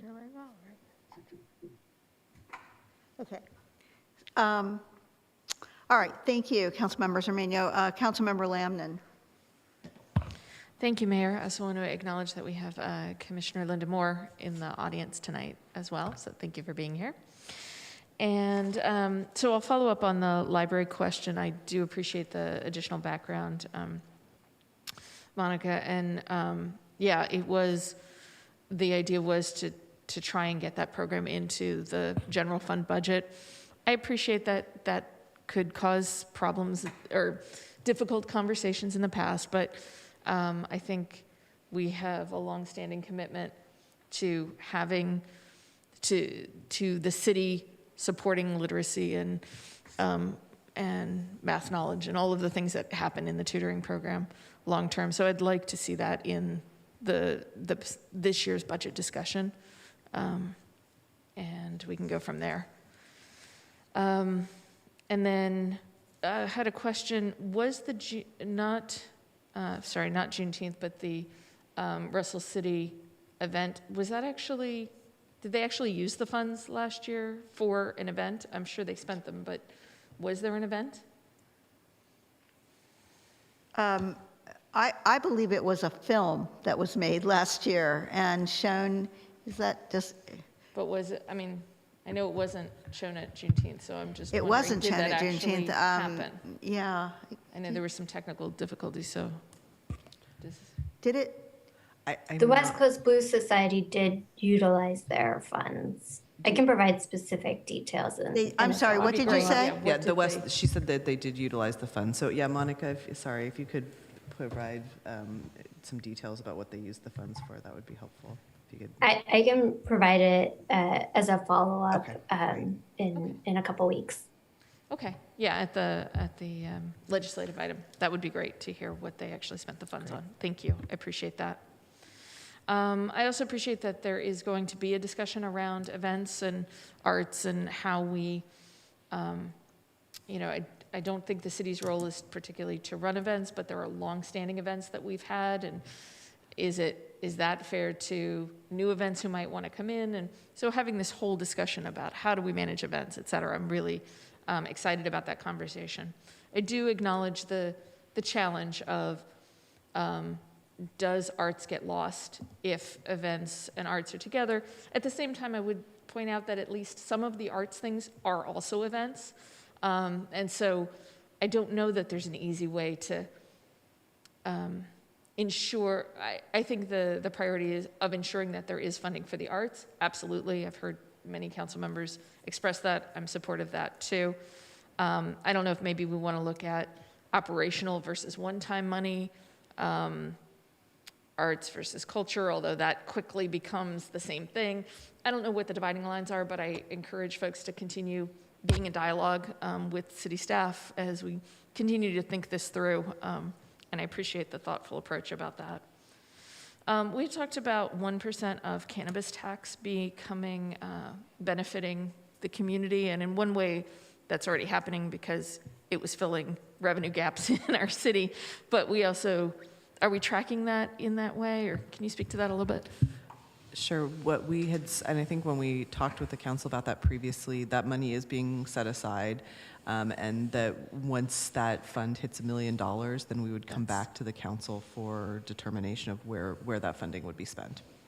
Right. So we're not close yet, so it's probably a few more years. Right, and I know we had the conversation in the budget and finance of do we hold it and grow it and then it sort of spits out some money, or do we go ahead and spend it as we get it? So yeah, thank you for that reminder. And then just a couple other quick comments as we're sort of talking about that. Oh, sorry, one other question. The additional funding for this year's arts and music, I'm sure I heard it, but I apologize that I'm not tracking it. Where is that money coming from? Is it just a general fund budget ask for the next year, or is it? Monica, go ahead. So it's for the current fiscal year. Staff was able to identify sort of some one-time general fund savings that was carried forward. I was on leave for part of last year, and so a few other less expenditures that we were able to then have unspent and dedicated for the current fiscal year. I was confused by that too, though, because I was sure what you put up there was fiscal year 23. It is for fiscal year 2022. Okay. I don't know. I thought I saw that. So I was surprised too, because I knew about, it was in the staff report explained properly that it was last year that additional money was found, but it really looked like a slide you put up said that it was fiscal year 23. We were going to be able to use that money, but that's not the case. Just to be clear, there's kind of two issues. One is because this is part of this fiscal year that's already been approved. Right. And there were a lot more requests in arts and music. We were able this year to add from our existing budget to augment. And so all of the arts and music providers were able to be fully funded this year through this budget savings. Right. We also had a slide about what we're going to do next year, acknowledging that now COVID is, we're able to get back to events, acknowledging there's a real push for special events. And so that other slide was also kind of looking forward, saying, hey, what are we going to do now that we know there's a greater demand for arts and music, and so we're starting to brainstorm as part of this upcoming budget process to add $150,000 in addition to the 82. Is that right, Monica? To special events and arts and music. We don't have all the details yet figured out for you exactly how much would go for special events versus augmenting arts and music, but we're working on that to try to find additional money going forward. Does that make sense? So there were two slides. One was on kind of the request for this budget, and then one was on what are we starting to think about what for you're next saying year. is the money for fiscal year 23 hasn't actually been identified or allocated, but you're talking about it. That's right. And we want you to know we're looking at it, and it'll probably be part of our budget requests when we come to you on the study session in May. All right. That clarifies that. Thank you. So the last question or thought I had was just that we may want to have an HLAC conversation later in the year, since since HARD and HUSD and the city all support the arts in various ways, and there's VAPA now, that whole VAPA plan, that support can look like land, like the Sun Gallery, or financial support like we're talking about, and just whether or not it really makes sense to have a consolidated conversation of how do we support arts in the community. So thank you very much. All right, thank you. Now we'll go to our virtual council attendees, and we'll start with Councilmember Wahab. Thank you. So one, I do just want to appreciate the work that the commission does. I know you guys have vetted a lot of this, a lot more than, when we see it, once a year, you guys look at it, it kind of interview some of these orgs and so forth. I do agree with the public comments that were made. I do personally, my father is an artist, and I think that with certain things being cut, even with other agencies, that we should prioritize art. I don't think it's prioritized enough, to be completely frank. I also think that, it should be removed from events. And either that, or if it's going to be in one big bucket, that it has a protected set amount of what that, percentage is going to be each year, guaranteed, and then divided out by which art program. But I do want to highlight, my personal opinion is that a lot of the events that we have, I personally think that we need to kind of lean on some of our partners, the chamber. I personally think that they should be trying to partner and host and sponsor a lot of these events. And the city, from a city's perspective with the events, I personally think that we need to kind of reduce some of the things we do. I think if you offer up the space, the mic equipment, and much more, that event, even if it's community-based, should be able to move forward without much else, right? For example, in front of City Hall is utilized by a lot of different community groups. Oftentimes, the staff in the city do help with, setting up the mic, the speakers, the X, Y, and Z, which is where the majority of the cost goes. When it's vendors and things like that, they make money at these events. So I do just want to reprioritize and rethink that, right? I did appreciate some of the emphasis on the legal services. Specifically, I do believe that our housing aspect is incredibly important, especially with a lot of the state rights being lifted and the courts slowly but surely going in the next 12 months, potentially taking more and more housing cases. I do think that all people have a right to some legal services, especially on complicated matters that result in housing disputes.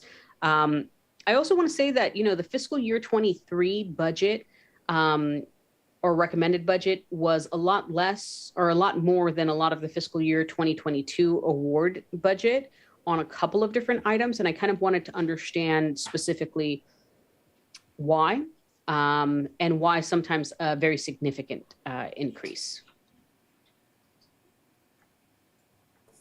So Councilmember Wahab, I believe you're talking about in the services category, there's been increased recommended awards. And in part, that's because the infusion of $500,000 for ARPA funding then allowed for an increase in awards that previously just was not possible. Okay, so for example, the Mercy Brown Bag Program. I genuinely am unaware of this program. Could you explain a little bit about what this is? Yes, this is a brand new program requesting funding. And though they've been in the city providing services to the city of Hayward for 39 years, this is the first time they've requested funding. They provide grocery bags of food for individuals who are 60 and over. Okay, and then the crisis support services of Alameda County. Yes, this is also another new program that is operating at 2 HUSD sites and provides support for students. Okay, and the only reason why I ask about that is because as we are trying to expand our own services, providing support for mental health and much more, you know, I kind of don't want to get redundant on some of the services we currently provide. Regardless of where it's housed, the expansion of services to the community should be the focus of these organizations. And it may, if we can just prioritize that a little bit, but, you know, I kind of want to understand a little bit also the Newcomer Navigation Center. Yes, this is a navigation center that was set up in partnership with HUSD for undocumented immigrant youth. And so it functions as a space for this very impacted group of community members to have a place to live. Okay. And then when they have these programs, do we know where the rest of their funding is coming? You know, is there, like, a lot of this is under Alameda County's purview?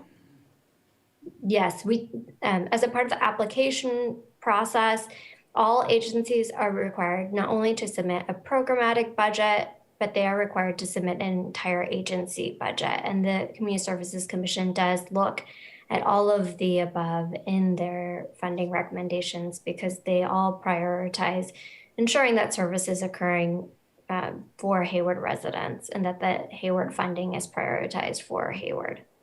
Okay, and then 211, do we have a number or any data points as to how many people actually call 211? We do collect information from 211, and I will just say that as a part of the Alameda County City Managers Association, there is a commitment by each city to be able to fund and support 211, and so they don't compete for funding. It is paid for out of this this allocation, and we collect and look at the different categories in which 211 provides support. Okay. And I just keep seeing a repeat of certain things. So we have the Hayward Hub Family Resource Center. We have some of the churches providing resources to some of the students. We have Eating Youth and Family Center. You know, is their list of services that these agencies actually provide different? On the surface, I can understand sort of gleaning that there are overlapping services, and as the community services commissioners interview each of the agencies, the sort of nuances of the service delivery are more apparent. And the Community Services Commission is equally interested in ensuring that a wide swath of programming is offered to the community. And so each of those programs sort of offer either different locale or service different residents. There's not sort of a single sort of pair of two programs on this list that do the exact same thing. Okay. No, I appreciate the recommendations. I know that the commission genuinely does their due diligence. It's if we are able to have a little bit more information on some things that sound the same, right? and just highlighting that this services South Hayward, this services the unincorporated Hayward, this services, whatever identifiable differences we can kind of highlight. I think that needs to be added just because point blank, it looks redundant, right? And this is a significant amount of funds, including the ARPA funds. That's a one-time situation that we want to really make a positive impact. So I do just want to highlight that. And then could you explain why some of these are not in their original categories of different agencies providing the funding? For example, different departments. You mentioned enterprise as well. There's not enterprise funding in this process. Or a different department historically funded it, sorry. Yes, so for the future discussion of combining arts, music, and special events, the specific category of special events had been under the purview of the Economic Development Division. Okay. And as we see in the arts and music funding category, there is already an overlap. There are a couple of agencies who you could categorize as offering special events. And so trying to bring everything under one broad category, not at the expense of any existing arts and music agencies. Okay, thank you. That's all my questions. Thank you. Okay, thank you. Councilmember Andrews. Thank you, Mayor. Thank you, Management Analyst Carol Lee and Community Services Manager Davis. I know this is a lot of work to put all this information together, so I appreciate that. And thank you to the Chair and Vice Chair for calling in today. I have a couple questions. Can you define what is considered a special event versus another event, such as an art gallery showing? Just so for my clarity as well as the public. So staff hasn't developed a sort of conclusory definition of sort of what we are planning to include in special events. However, the anticipation is that it's sort of a singular one-time offering, is sort of what we're traditionally thinking of when we look at the historical data points that we're evaluating to include. Okay, so I can understand why you were discussing combining them, because it gets a little blurry when you define event. So I understand that. I do think we can take into consideration some of the comments from public comment on wanting to keep it separate. But I just wanted to understand that thinking of why we wanted it combined. So that makes sense to me.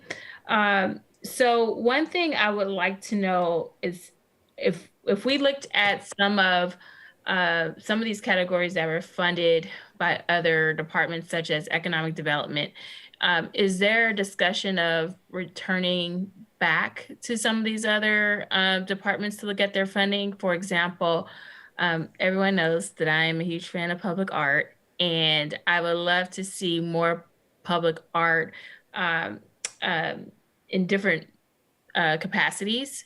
And I love what Hayward Arts Council is doing with the galleries, but I could see them, and I discussed some of these ideas before with Hayward Arts Council, just full disclosure, but having them involved in more public art opportunities, in addition to art gallery showings. So is there any way we can look at other budgets, such as maintenance, economic development, even infrastructure, and figuring out how can we get more public art that way, as well as be able to fund some of Hayward Art Council's initiatives? Councilmember Andrews, I'll share. We are bringing forward an informational item.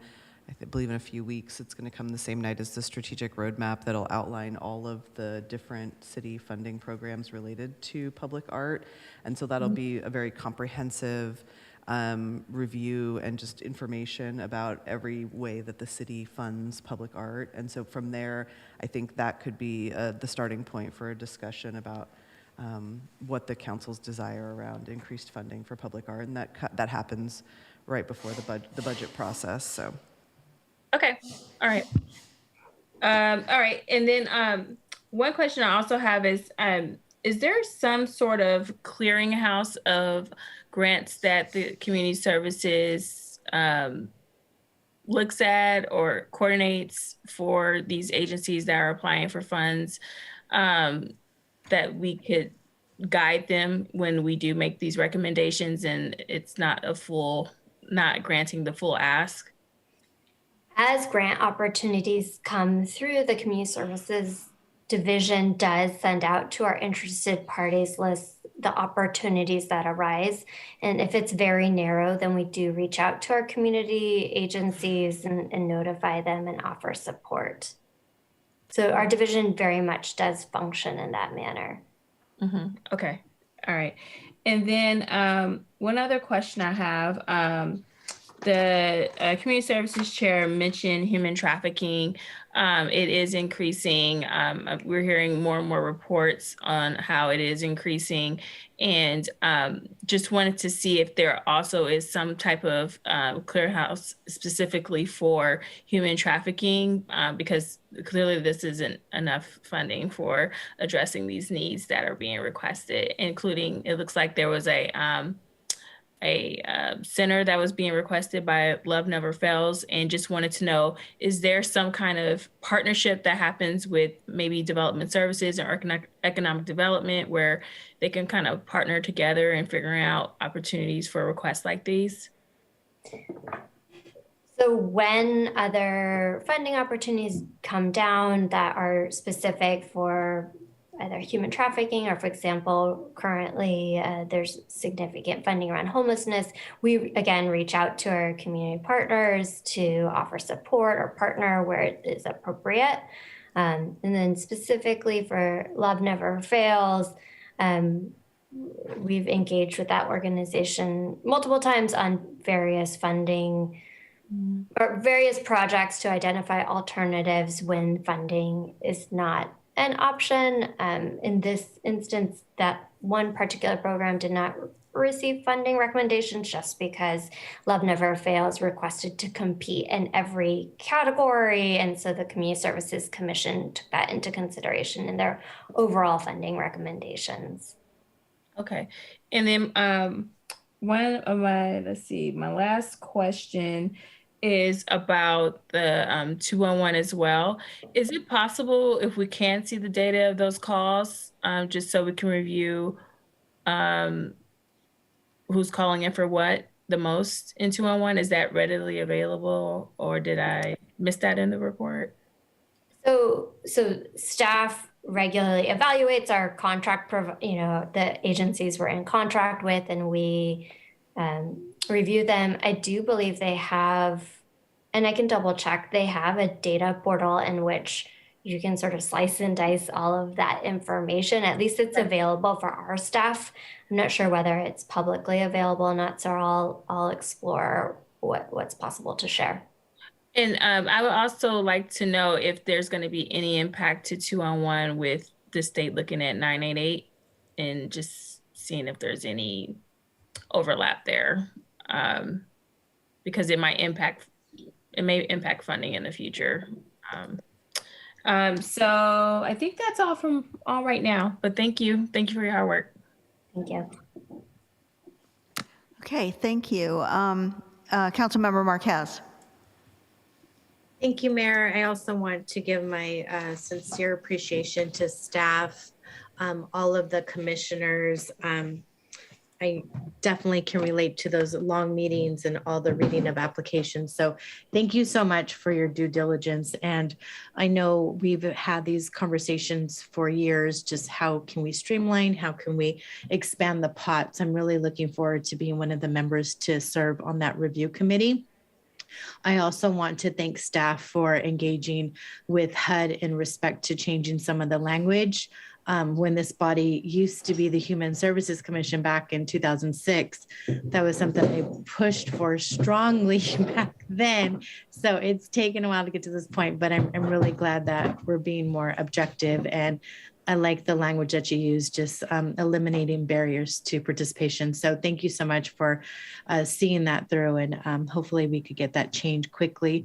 I also am in support of, through the committee, I know this is a work session, so I don't want to get into too long of a dialogue, but just to let the public know, I do encourage you to participate in those review committees. I've heard seriously and take into consideration the comments we've gotten already in public comments, but I'll just continue to echo some of the comments I've made in the past, similar to what Councilmember Lamnin brought up. I am very interested in seeing how we could expend the cannabis dollars and maybe sooner than the $1 million mark. I know that's a discussion we have to have as a body, but definitely open to exploring that. I really also support Councilmember Andrews' idea about seeing how we could incorporate more public art. We see that it does minimize blight, and it just gives people a sense of place, and it's just optimism, and it just feels really good to see all the beautiful murals in Hayward, but maybe we could support, expand that to sculptures and other items. So I'm definitely open to that. I also had another train of thought, sorry, but I'm trying to make sure I cover all my points.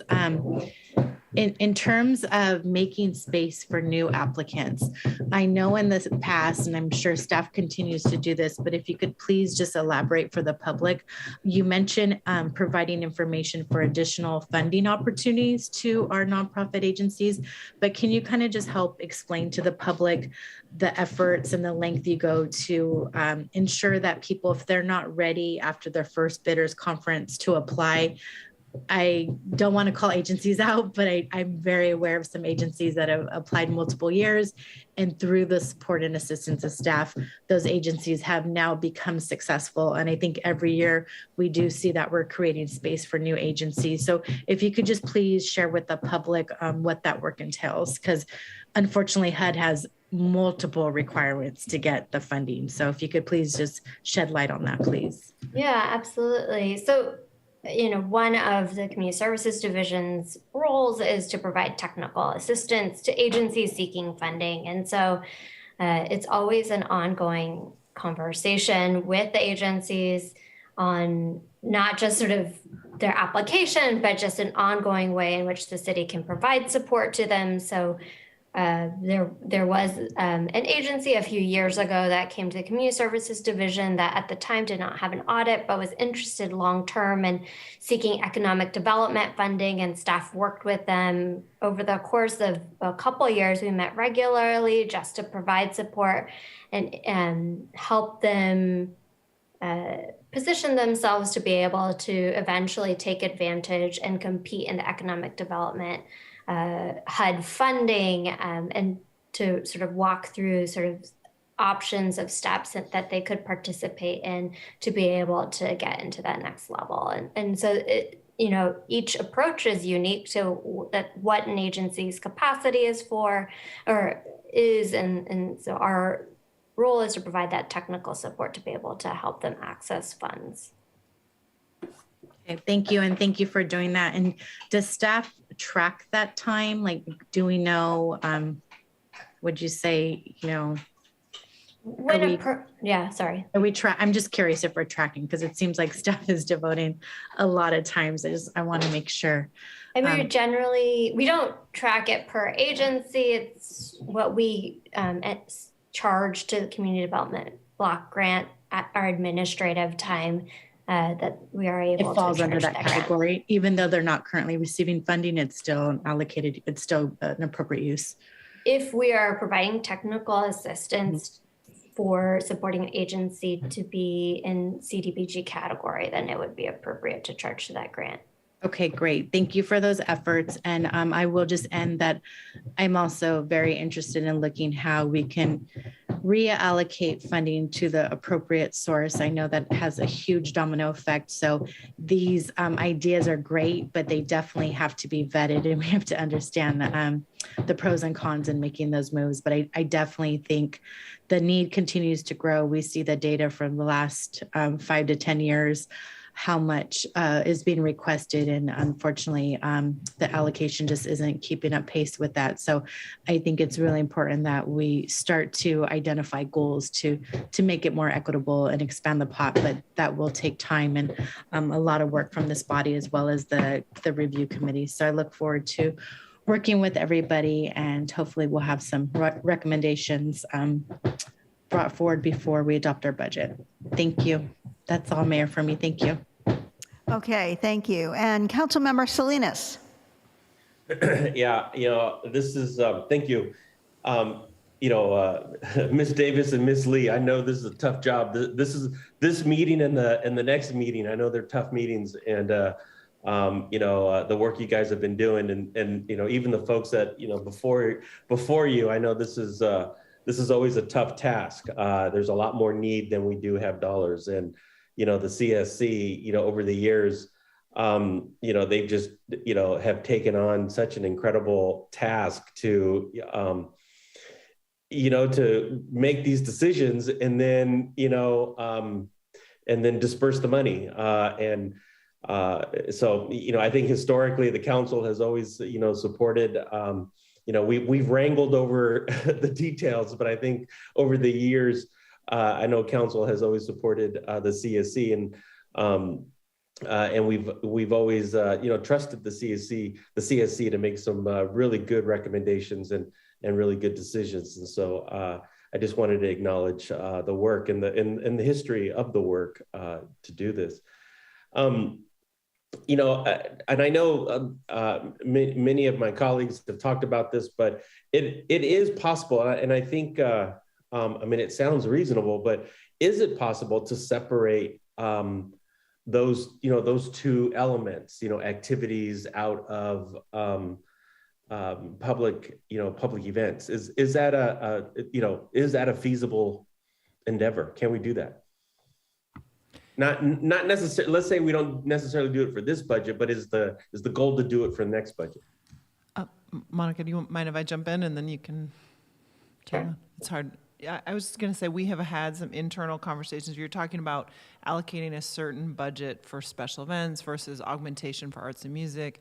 And the reason we just don't have it for you yet, because we're actually going back, looking at how much we've spent in the past on special events, trying to look at this year's allocation to arts and music. And but yes, we think we can do that. We may still want to keep them in the same category, but maybe there's a way that we can make sure we're budgeting for special events, and that money, as you heard the speaker say, is clear so that so the different providers can plan. So we are looking at it. We just don't have the details for you yet.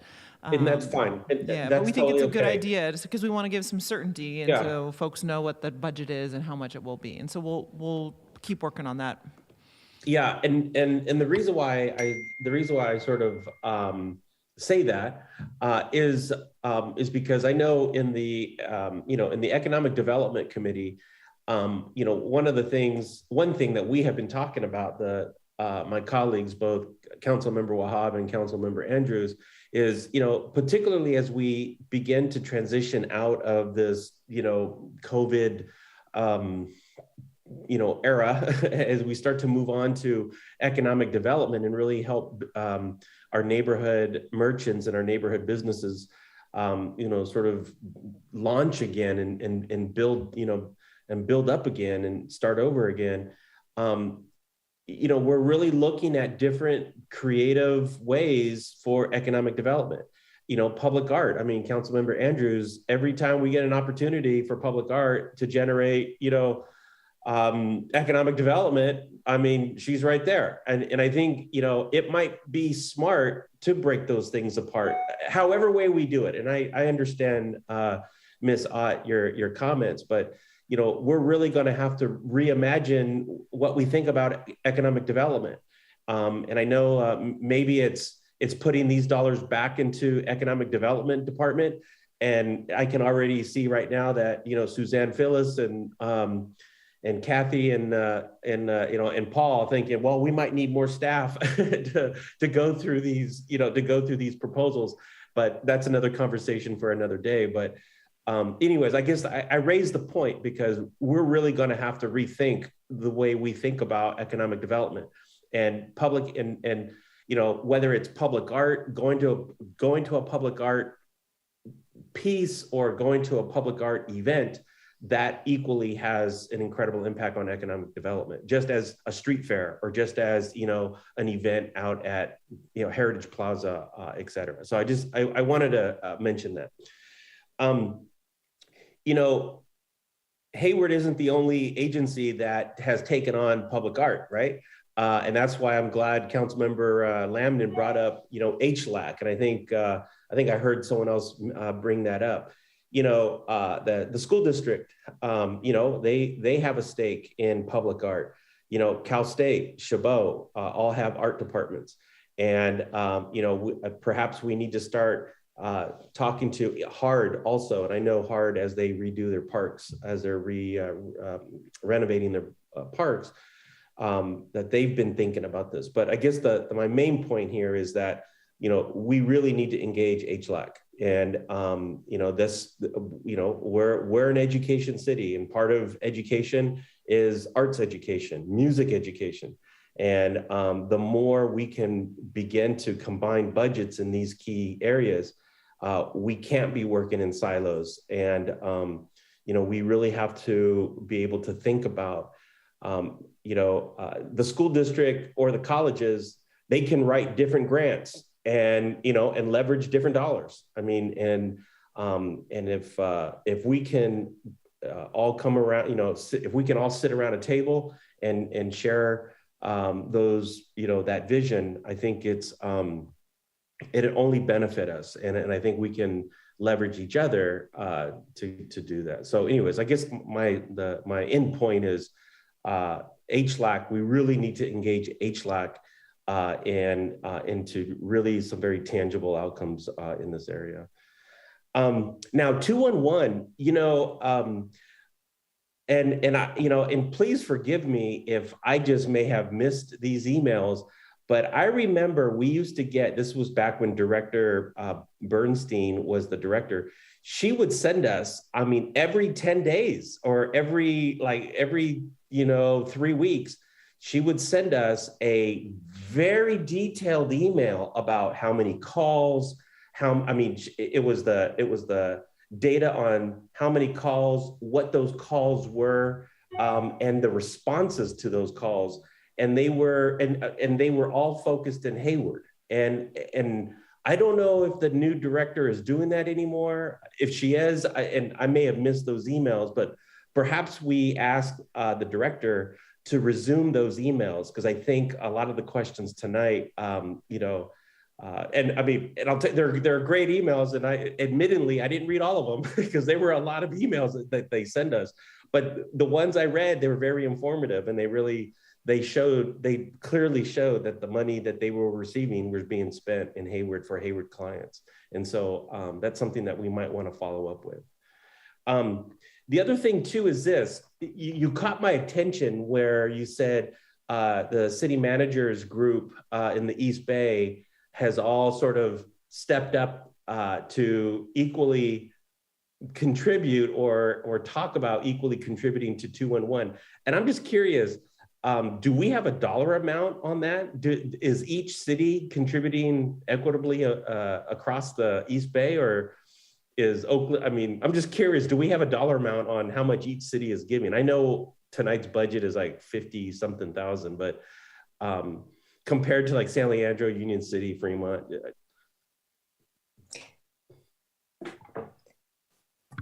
So City Manager Mcadoo, I believe, was involved in the direct conversations, if I recall correctly. Sure. It was okay. No, I was just going to say, as my recollection is that it was based on call volume, and so it was proportional based on the number of calls by agency. So each agency pays a different amount. Okay. That's good. So I guess, and I'm thinking, what if tomorrow we start seeing a spike in calls? Does that mean our contribution increases even though our budget may not be as high? Something to think about. I don't know. It's a fixed amount annually. So I think if they see statistically the call volumes start to change, then they would probably change the proportional request. Okay. And then I guess, and yeah, like Council Member Marquez, I'm also going to be participating on the committee. So I'm really looking forward to sort of visioning, what the, sort of what we do in the preceding years and the preceding budget. So I'm pleased that the mayor has appointed me to that committee, and I thank you. So just lastly, I'll just end on this point is, I just really, as we look, well, one, I'm glad that the Hayward Arts Council is happy. And I'm glad Ms. Reyes has come back and said, that she was pleased to see the changes. So that's good. That's always good to hear. But I just want to end on saying that, we really have to think about public art and public events parallel to thinking about economic development, especially right now. I mean, our local merchants, they need people coming in and out of the doors. They need traffic, they need foot traffic. And every opportunity we can get, we're coming into the spring and summer. I don't know what this summer is going to look like in terms of, street fairs and street parties and stuff like that. But, we're really gonna, we really need to think about that and how we and think about how we sort of reimagine some of this outdoor activities. Now that we have a park, right? We have Heritage Plaza, it's ready to go. So anyways, thank you, Ms. Lee and Ms. Davis for your work. And again, for the Community Services Commission and the commissioners that are on the call tonight. Thank you for your service and thank you for your work. Thank you. Okay, thank you. I'm going to add my comments in here now. First of all, the final award, in the report, it says you were expecting to know the final number by late March. I think you mentioned in your presentation that you haven't quite got it yet. Is that correct? And have any inkling as to whether it might be, a little bit higher or? We did receive notification from HUD that it will be coming, but we have not yet received the award amount, and there was notification that it will likely be less than it was last year. Less? Oh, well, okay. That will, and I know that you've worked out a plan for what to do in that event, or how to adjust the, fairly adjust the awards, but that's disappointing to hear. Although maybe you're wrong. I hope you're wrong, and it's more. And then I noticed one project was funded. It's a very worthy project. I think First Presbyterian Tiny Homes. I know that we also acted on council to apply for a home key funding from the state, and I think those awards have been made, and I don't think that project received funding. So, so I guess, I don't know, I think in the past when a project has not been able to get the funding it needs to move forward, the funding that it may have received from us would just come back for reallocation the next year, correct? So that award is in the economic development and infrastructure category. A couple of pieces. One is that, we do anticipate a home key round 3 in the fall. So, so there's that piece too. And then, yes, it could be re-awarded or depending on other projects that come up through the year as identified as priority by council, that funding could be used in that way as well. Okay, so my general comments are that I, again, appreciate the work that was done by the Community Services Commission, and I know how hard it is, and I hope that as you proceed with the subcommittee that's been appointed, that Councilmember Salinas just referenced, and move forward with looking at the, considering the comments we made tonight and just looking at what, possible changes we may want to make as we're moving forward. I really want to support the plan to somehow separate arts out of that part of the funding and put together with, and I do believe it should be put together with events and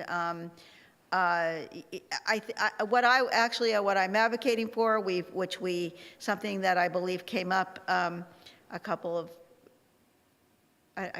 when we were talking about our general plan update, is an arts and culture commission that would be separate. And therefore, the Community Services Commission would really be focusing on the things that they were, but the combined committee was from the former Citizens Advisory Commission and the Human Services Commission, and they were focused on the Community Development Block Grant funding, which has its own set of rules and restrictions, and then the augmented amount of money that the city started putting in many years ago now, to also supply some additional funding for the many wonderful nonprofit social service agencies that we have in our city. These things are different. Art is good for the soul too, but it's not a necessity of life exactly like food and housing, shelter, clothing, those things that some people just, don't have right now or have trouble getting. And, but arts is a definite need in our community. We all love it. We all support it. It makes life worth living, and it makes communities better. I'm reading a really nice, interesting book right now called Our Towns by James and Deborah Fallows. He's a longtime writer for The Atlantic magazine, but they flew around the country for 4 or 5 years in their little plane and stopped at different towns, and they're writing about, they went to towns specifically that they had identified as places that kind of reinvented themselves after a disaster. Well, what a timely book, because now we're all having to sort of reinvent ourselves maybe a little bit after this communal disaster that we've had for the last couple of years. And one of the things that was very common to all these different cities was how the community came together around a particular cultural aspect of their city, and there were catalysts that just ignited and sort of brought the communities back, and often that involved art or some kind of cultural event that that was maybe a little bit unique to their city. And so we need to find those things here. We need to support them and celebrate them, and they will help us in turn do all these other things that we want to do. Councilmember Salinas is absolutely right. It's very much related to economic development, but it's a little bit different than what the Economic Development Committee of the Council does, what the Community Services Commission does. I think it's in its own category of, and I would put it in arts and culture. And I also think that it has, we, a few years ago, made a commitment for an inclusive, equitable, and compassionate community. If you go back and read that, there are many elements in that document that speak to trying to promote the diversity of cultures. That's kind of what I think Hayward has as our common interest, is our diversity. And we do want to promote that. And certainly the events of the last couple of years have just added to the need to do that. And we know we want to do it. It's in our roadmap. It's in our general plan. It's every time we talk about it. And I just think it deserves its own separate commission to, to really look at that aspect of what we're doing. So all the parts work together in the end. It's been a lot of work for the Community Services Commission alone to handle the last few years. So I would really appreciate staff giving some, continuing to give thought and bring something back to that. Cannabis money is coming in. It's starting to come in. And why wait to use it if we have need for it now? Well, I'll stop there. I hope that we can have further discussion. And I do see Councilmember Andrews, you had something else? Thank you, Mayor. And thank you to everyone who also commented on public art. Appreciate it. One thing I wanted to highlight is that we do get data from 211, but it's not the data that I'm looking for. And I don't know if it's available to be released, but the actual topics of what they're calling for. We get a lot of demographic data, and we do have data in relation to how many calls we have per city, and we're second only to Oakland in number of calls. So it is a resource that the community seems to be using. So I just wanted to see what are they, if it's possible, if we can know what they're calling for. Okay, thank you. And with that, I don't see any other council members requesting to speak at the moment. I know that we have a couple of other things to go through here, and some council members are going to have to be recusing themselves, so I'll turn it back over to Ms. Davis, right? Would that be? Okay, I see her nodding, so go ahead and take up the, and I'll just mention that we're going to get this whole subject back in 2 weeks for final action, so, you know. So Madam Mayor, point of clarification. So is this when I log off?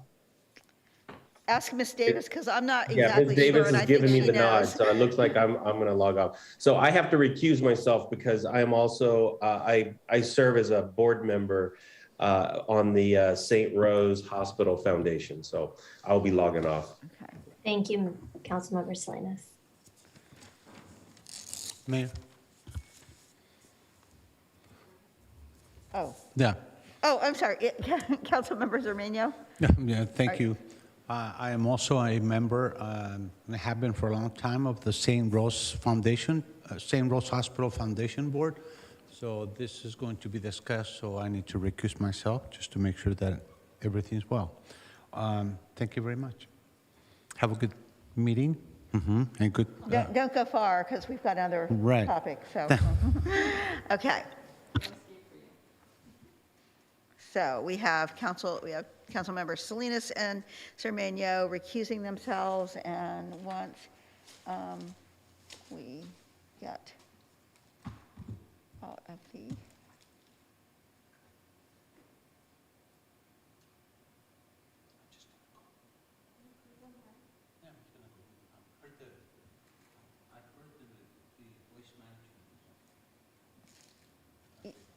You're coming back, aren't you?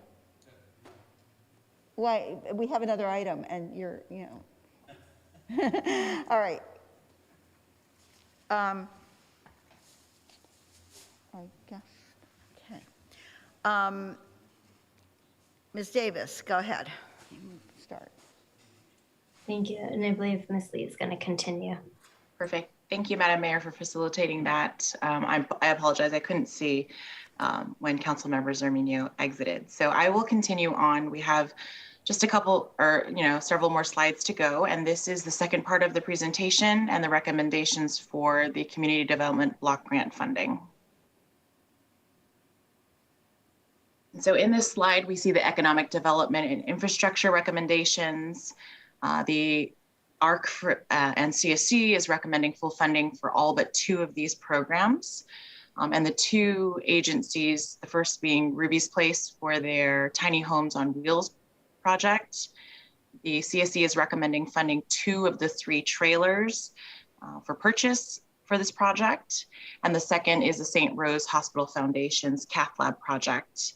The CSC is recommending providing seed funding as well as carrying forward $50,000 from fiscal year 2022. That still remains available.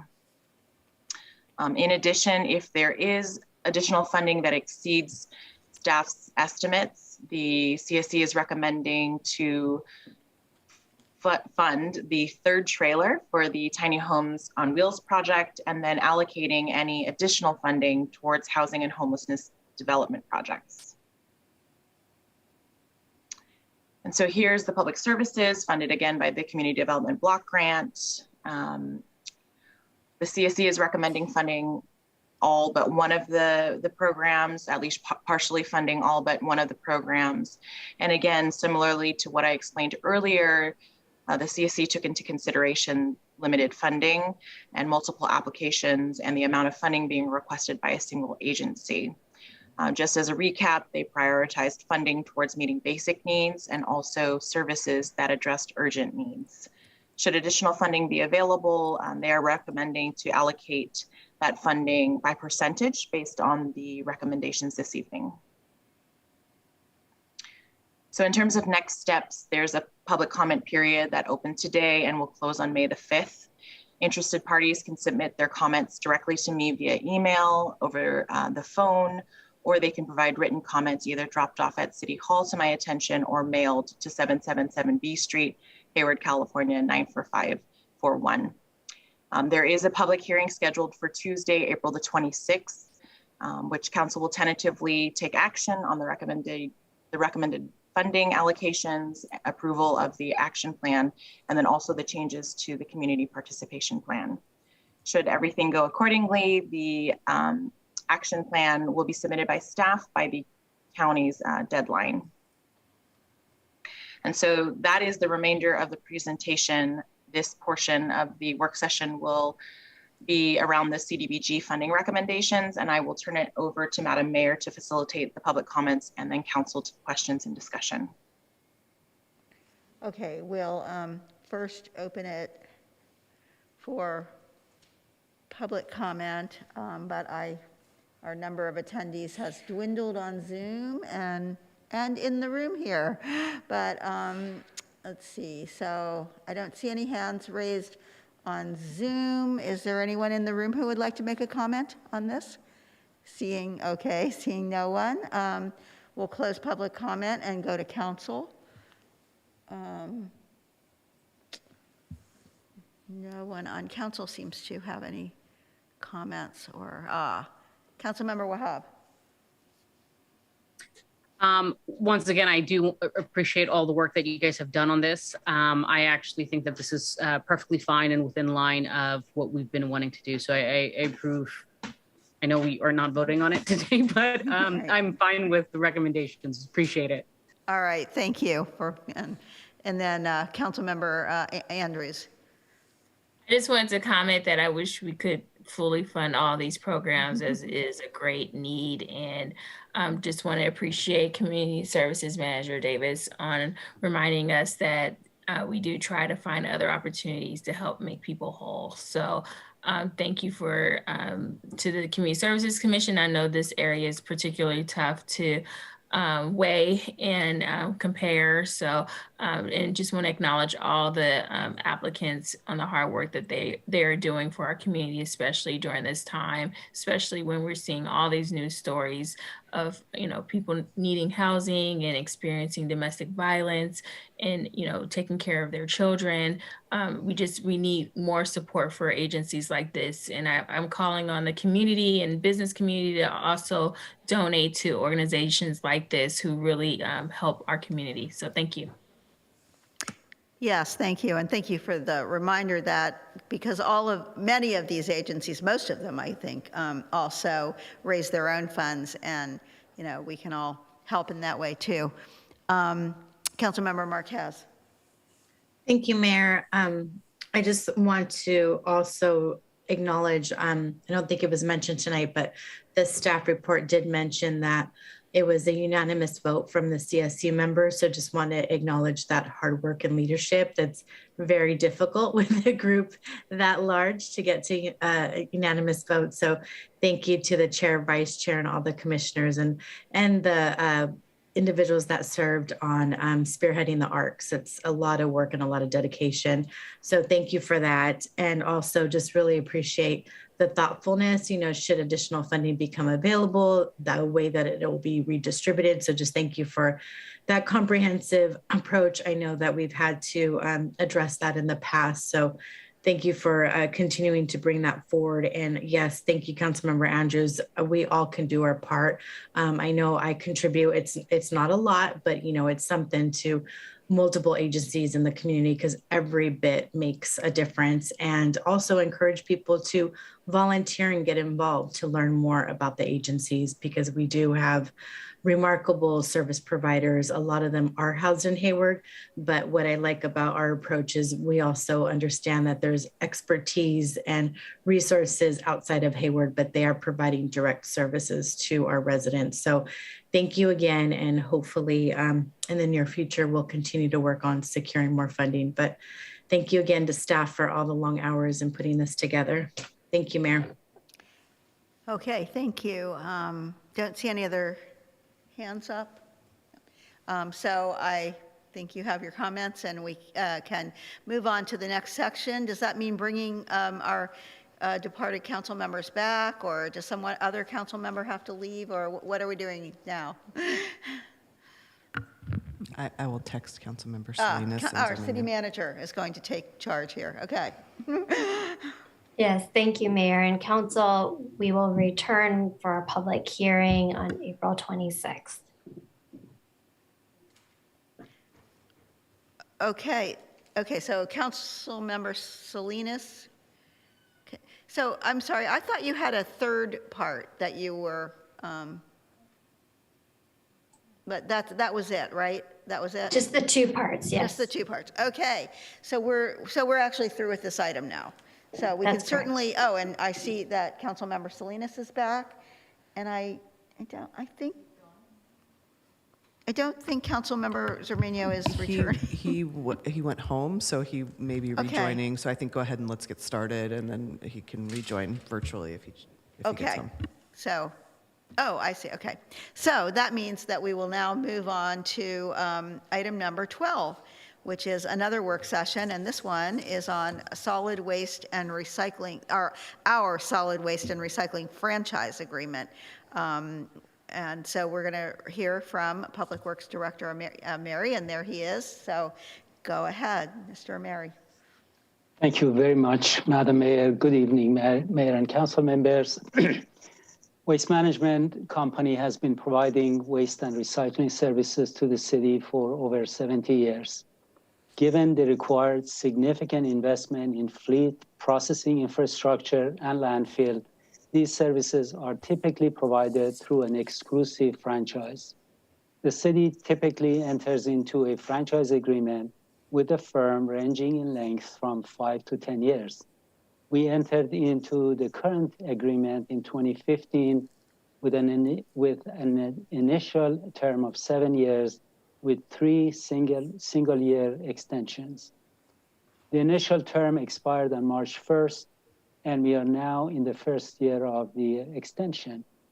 With the council approval for the past 2 years, a staff team comprised of Eric Pearson, our environmental services manager, Jeff Crump, our solid waste program manager, and myself have been meeting regularly with WMAC and working on developing a new services and cost agreement.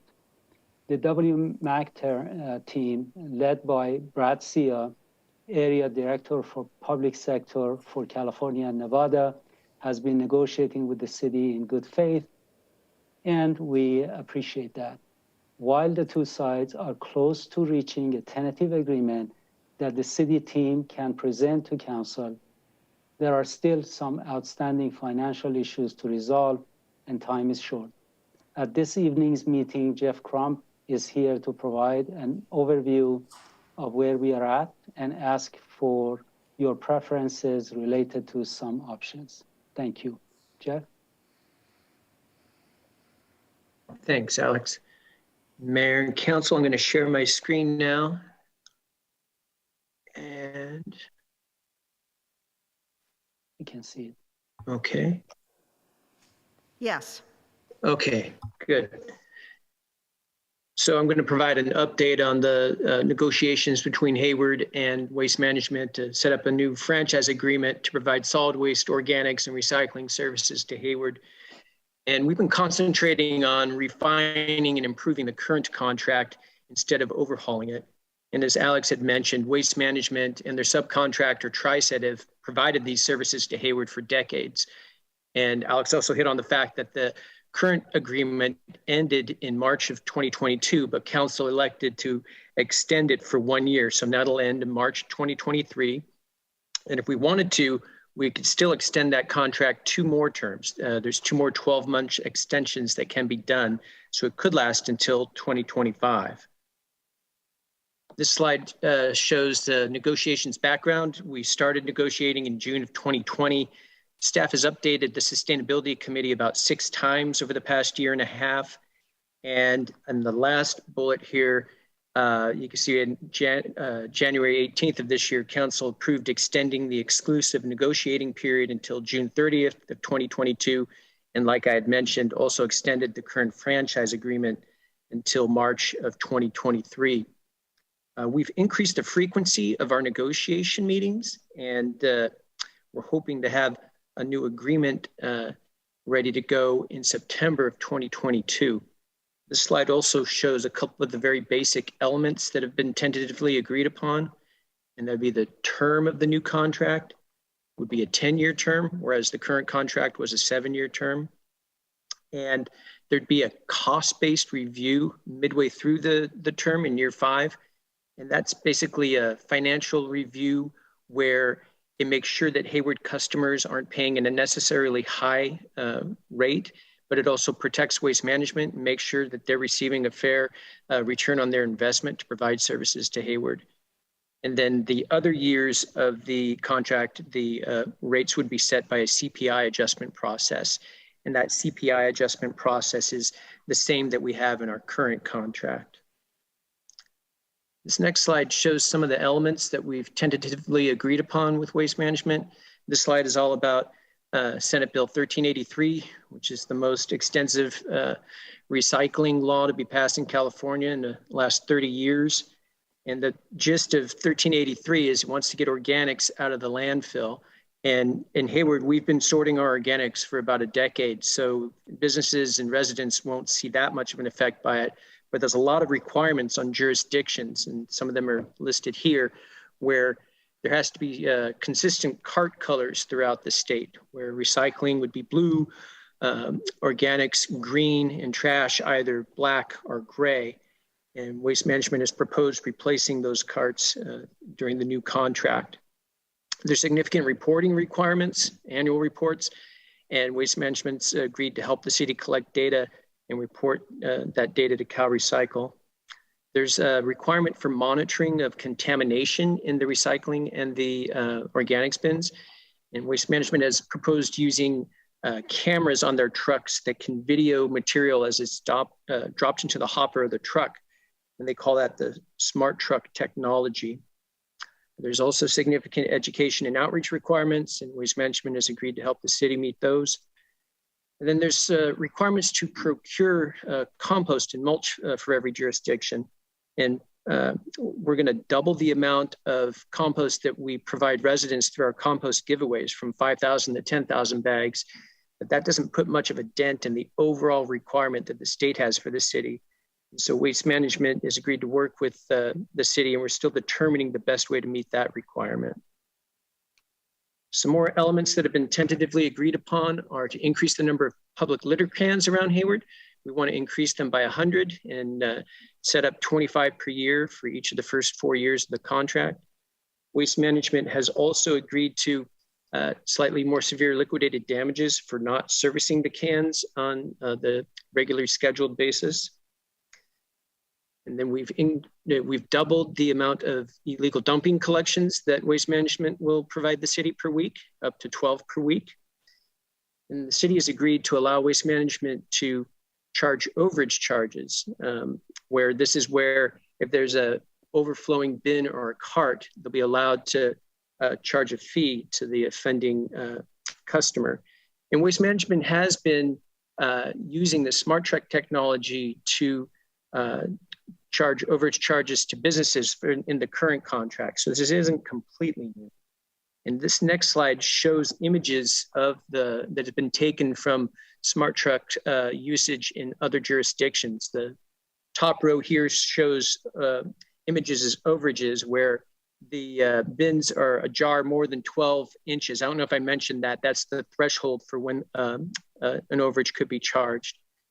And then the bottom row, the middle picture with that red circle is a picture from the camera that shows material being dumped into the truck. And that's a plastic chair there that's coming out of someone's organics cart.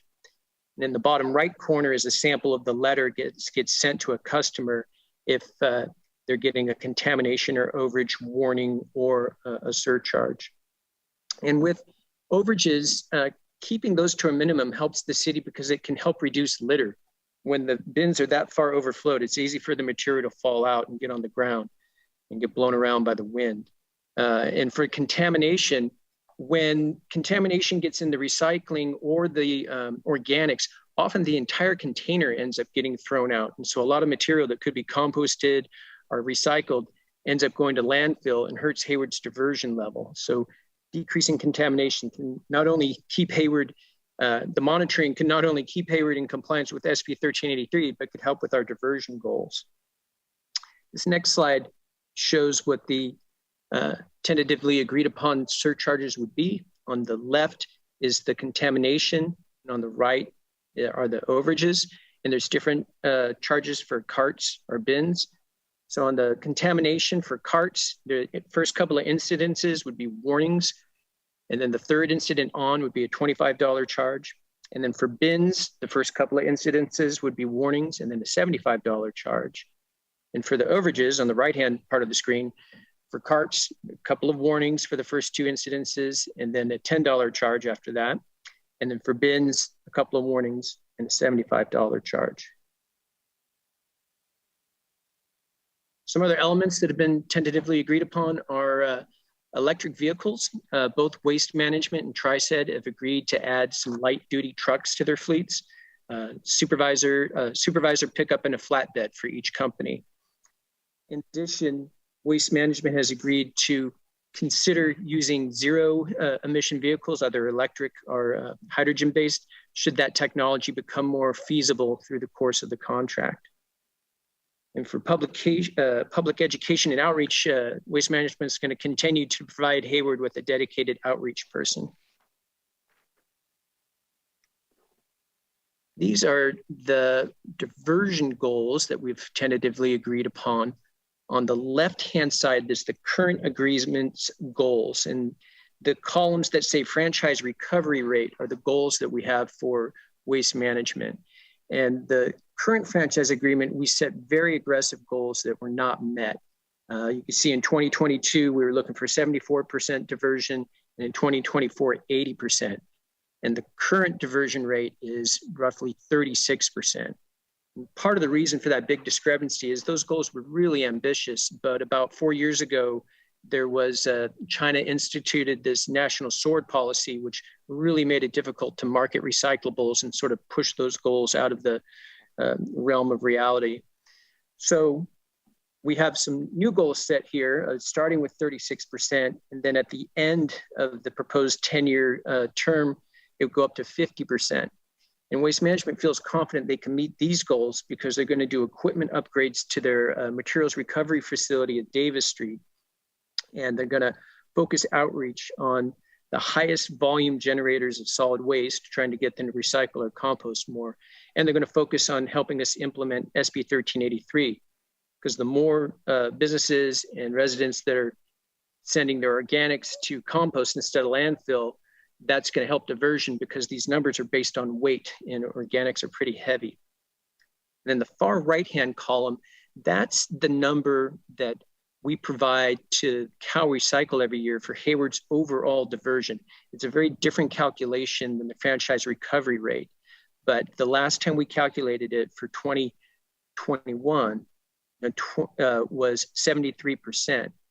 And so we've estimated that if Waste Management could reach the 50% level by 2032, that could increase our diversion level at the state by 10% up to 83%. And that's pretty good.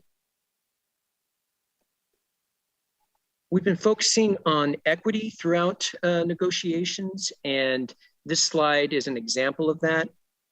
Currently, multifamily dwellings in Hayward pay a per unit fee for recycling, a little over $8 per unit. But if a complex wanted to have a bin instead of a cart, there's a surcharge on the bin.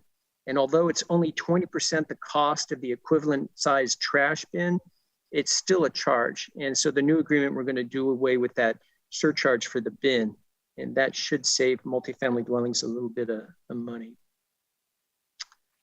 Some elements that are currently under discussion are whether or not to keep the Main Street office open. We've been trying to come to an agreement on what the precise cost savings would be if the office were to be closed. And we brought this issue to the Sustainability Committee meeting, I guess it was just last week. And they had a discussion about it, but didn't come to any decisive conclusion whether to keep it open or shut it. The Main Street office has been closed for about 2 years since the pandemic hit.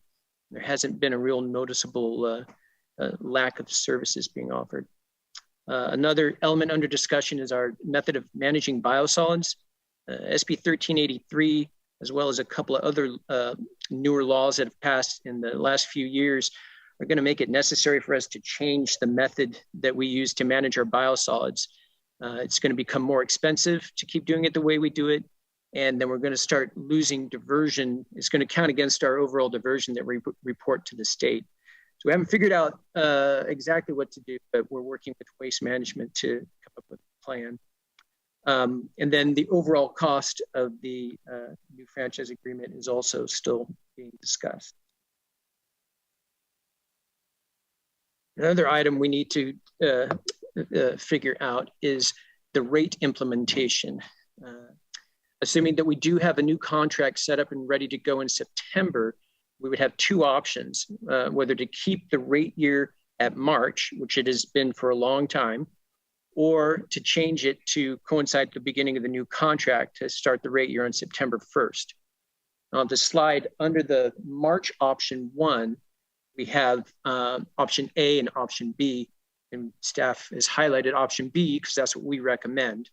But in option A, you could have the initial rate increase to coincide with the new contract on September 1st of 2022, and then have the regular annual increase on March 1st of the CPI-based adjustment. That one, and we just had a rate increase of March of 2022, so that would have 3 rate increases in 1 calendar year. With option B, you would wait and not do the initial rate increase until March 1st of 2023, but then you would add the CPI increase on top of that. And also, waste management would need to be compensated for the 6 months that they started providing the more expensive service in September until March of 2023. So it would be a larger increase, but it would still be only 1 increase annually. And if we had changed the rate year to September 1st, there'd be a rate increase on September 1st of 2022, and then we'd still have multiple increases within 1 calendar year. So staff is recommending option 1B. This slide shows the historical rate increases from 2015 to 2022. The right-hand column shows the actual percent increase. And you can see in 2015, the initial rate increase was 9.23%. And then in rate year 4, that's where the cost-based adjustment was done, like we're suggesting to do in the new contract as well. And then the last years of the contract were all a CPI-based formula adjustment, which is what we're suggesting to do in the current contract. This is a basic timeline. I've highlighted in blue what we're hoping to achieve, which would be to come back to council in June with a franchise agreement to approve, and then we could have the franchise agreement starting in September. And if for some reason negotiations are not successful, we can follow the maroon timeline and still have an RFP. And with that, the next steps would be for staff to do outreach to businesses and multifamily dwellings about the new franchise agreement, and then take comment and direction from council and continue to negotiate with waste management, and then update council before June 30th when the exclusive negotiating period ends. And I can open up for questions and comments. Jeff, can you Okay, and I see we have Councilmember Salinas has his hand up. Yeah, thank you. Yeah, you know, I was the Main Street building. I know it hasn't been open in a couple of years, but I'm just curious. Yeah, what do they do out of that building? What is it that they do?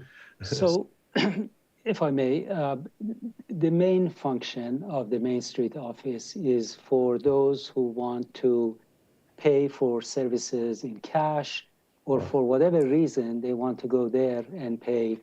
That office was opened for that purpose, mainly for that, but there are some other purposes too.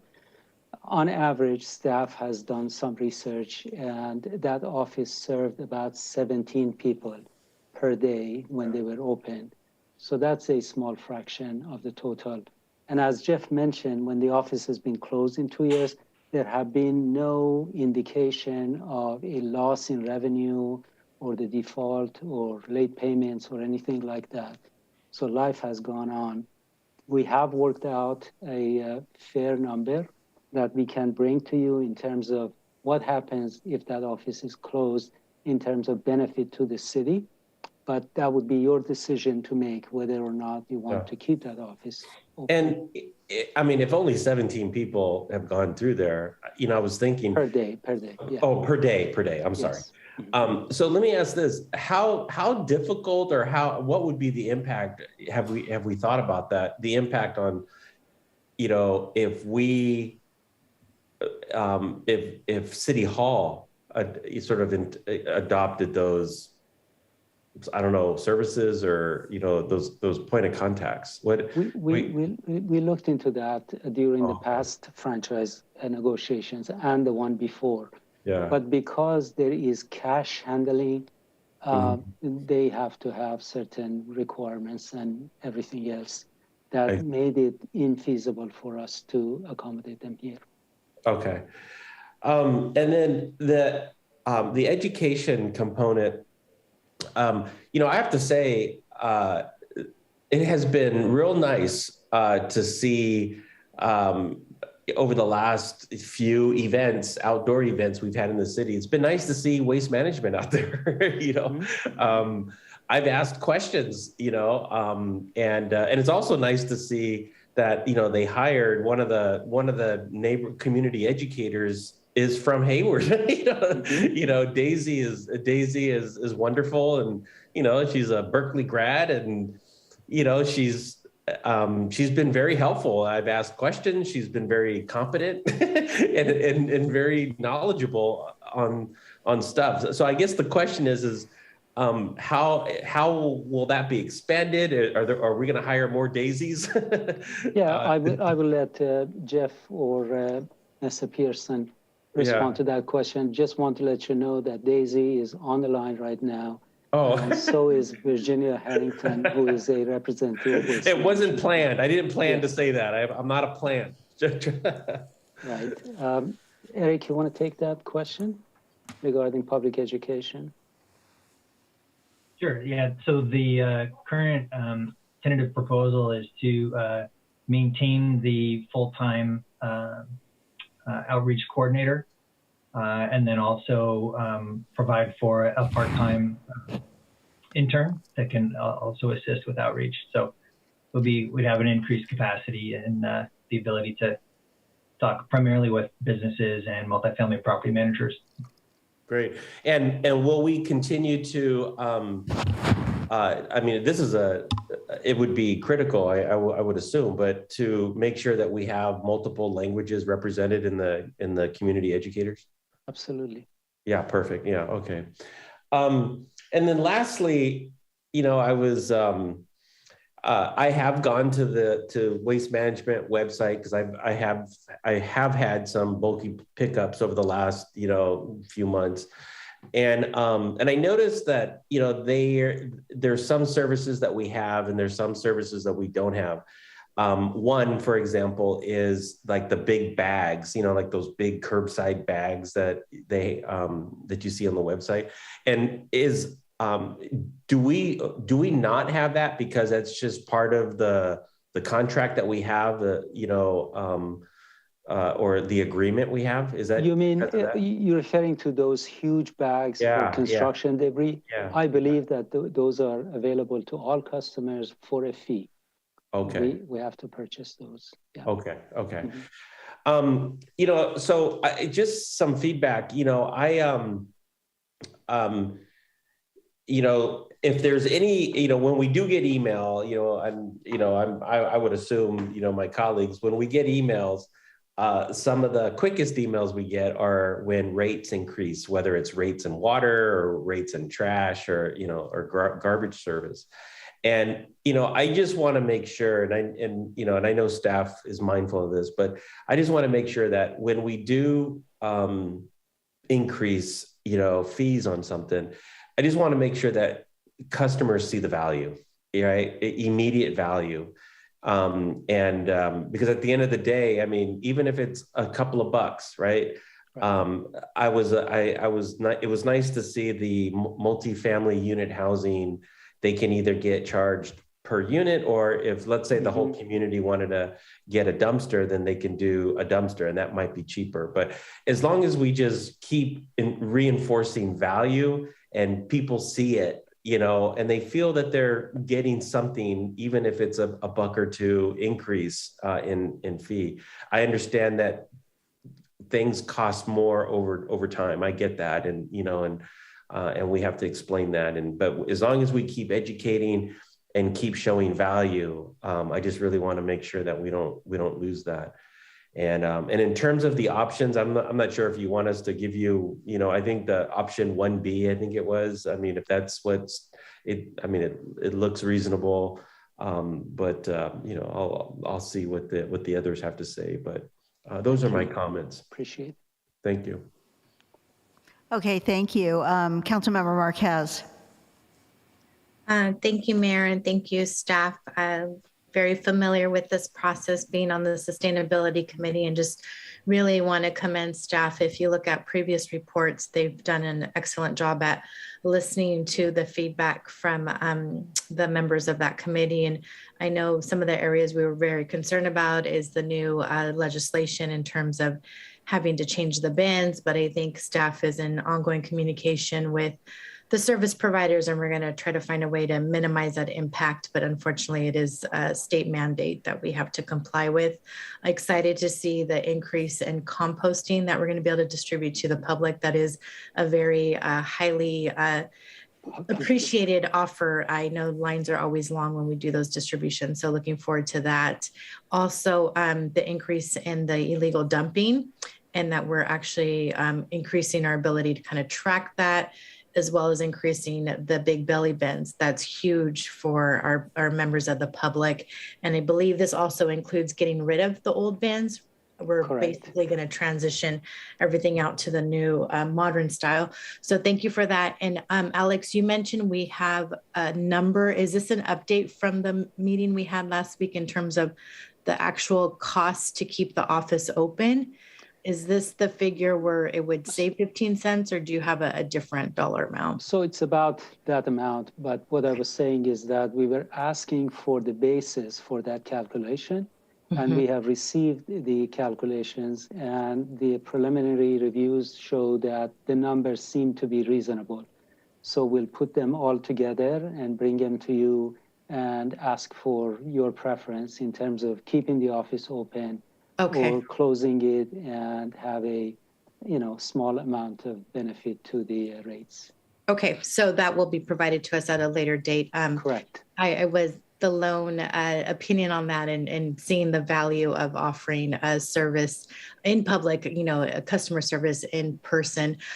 Also mindful of the cost, and obviously if we could get more value out of the contract, then I'm open to hearing that and seeing what the numbers are. But something else, I know staff has looked into whether or not we could receive payments at City Hall. I know there's an issue because of the handling of cash, but I'm also wondering if we've explored, I know if you go to Xfinity to pay your Comcast bill, they have like an ATM machine, and I believe, I haven't used it, but I believe we also have an ATM machine and mechanism to make water payments at City Hall. So if something like that can also be explored in lieu of, if we decide to move forward with closing the office. I just want to provide something on site for people to actually pay their bill. I know it doesn't take the place of interacting with someone in public, but I do think it's important to have that option for the public.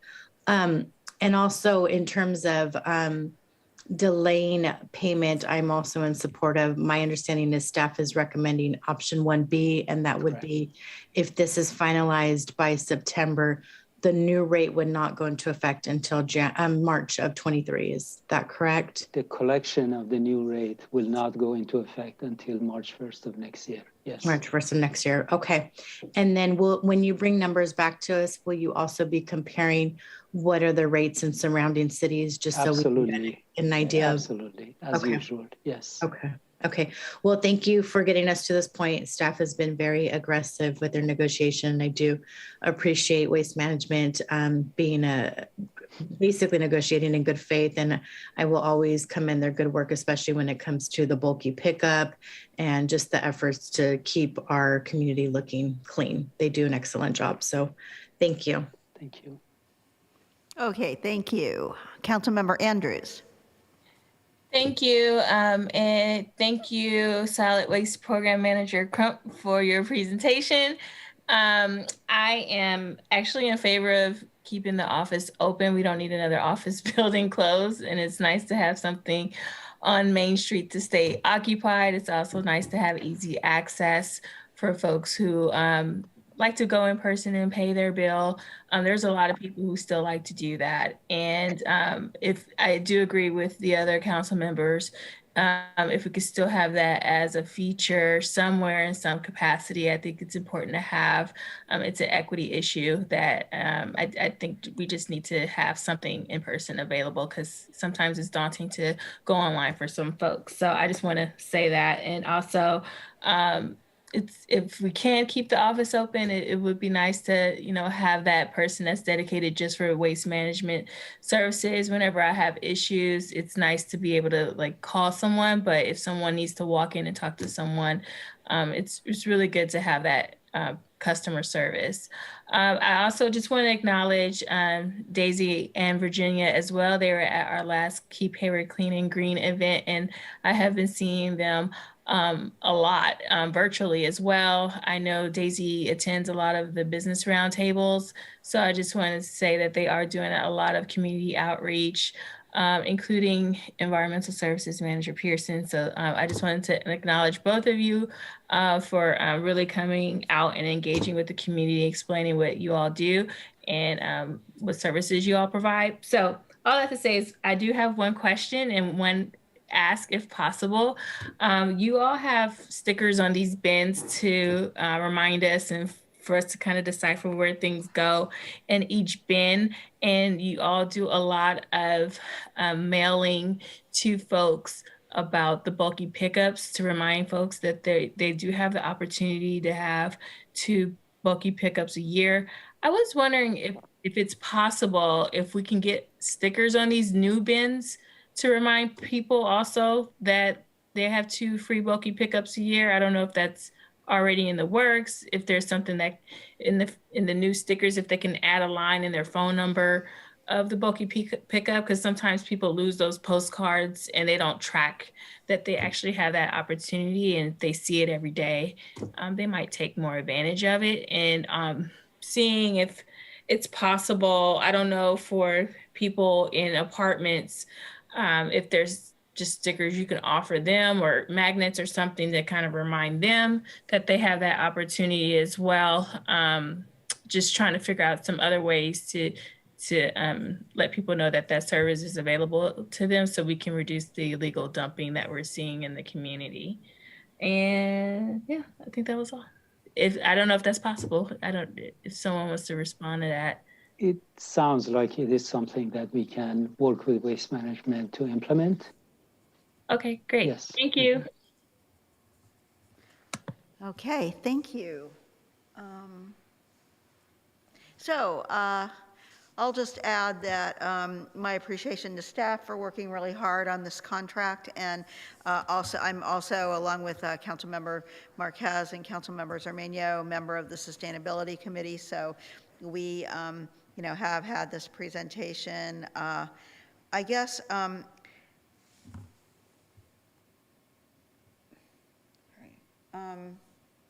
All right, well, I was going to comment on the electric vehicles. Thanks for your efforts. And, it looks like they did make some move. And they are really working on electric vehicles that might be able to take over for those trucks, but they're probably at least 5 years away, I'm told. So, we should keep talking about that. But for right now, I think you've gotten some, a good compromise. I would be in favor of eliminating the office, just because we are going to see some kind of a rate increase. We don't know exactly what it's going to be right yet, but I think we want to try our best to keep the rates down.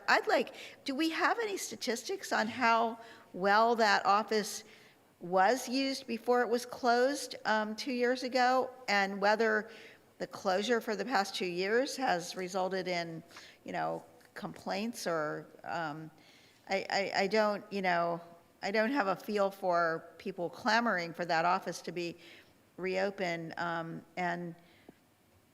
Eric, you want to take that?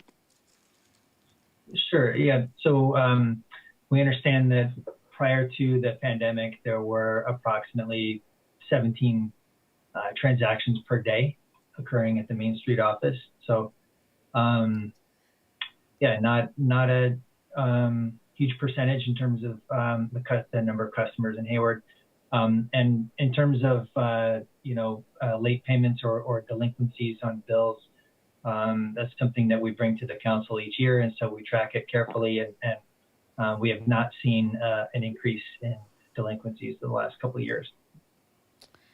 Yeah, I mean, really, it is property owners that pay for this service, and we made sure of that a few years ago when we, we basically instituted a system of leaning the property if we, actually putting it on the tax rolls, right? Property taxes. It's through an assessment process, so it's not a lien on the property, but it is an assessment that property owners pay during the time that they pay their property tax. Yeah. So, I mean, I appreciate the equity issue, but I feel like people have not had it available for 2 years, and we can see all kinds of need for that money, to be used in terms of, keeping rates a little bit lower, or, there are other areas people always want more, more trash cans throughout the city and things like that. So, I appreciate the comments of the council members who are advocating for it. I'm just not sure. I think it's worth the cost compared to what we could be otherwise be doing with that money. And I'd like to know what the actual, I mean, you could still use cash to get a money order, right, to pay your bill that way, and maybe that's what some people have been doing. Anyway, those are my thoughts on it, but I realize, we're kind of split, I think, on that issue. And then I wanted to ask about the, the franchise agreement, the changes in how, not necessarily in the franchise agreement itself, but how it's being used, and that we're going to put all the money on pavement and take it away from street cleaning. So what impact is that going to have on street cleaning? So that we were very, very careful in that regard, and with the change that we are making, the street cleaning still is going to have adequate monies to do all of their functions. But because the impact of waste management is much more on the city roads and pavement, having their trucks and recycling trucks and so on pounding the pavement, it makes more sense for more of that contribution to be directed towards the pavement maintenance. The trash cleaning, as I mentioned, you will see when we come before you and present the the operating budget that has adequate funding for all of their purposes. And I mean, maybe when we are charging for the the gaps and the the overstuffed bins and stuff that are some of the cause of street cleaning or of the street being messed up, we won't see as much of that. But correct. I mean, we don't want any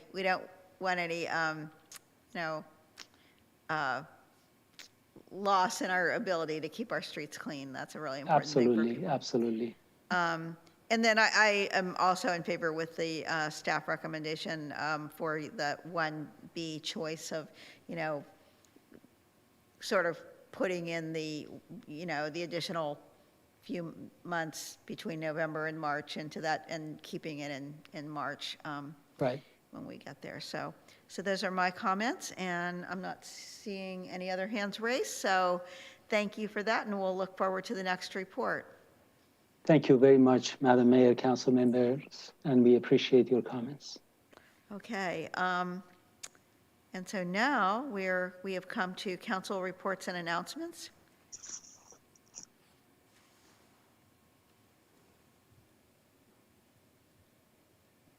You don't have, okay. Not seeing any, and therefore, since there are no referrals this evening, we have come to our adjournment until 2 weeks from tonight is our next meeting, April 19th at 7 p.m. We will not be meeting next week. So until then, thank you, everyone, and this meeting is adjourned. Good night. Thank you.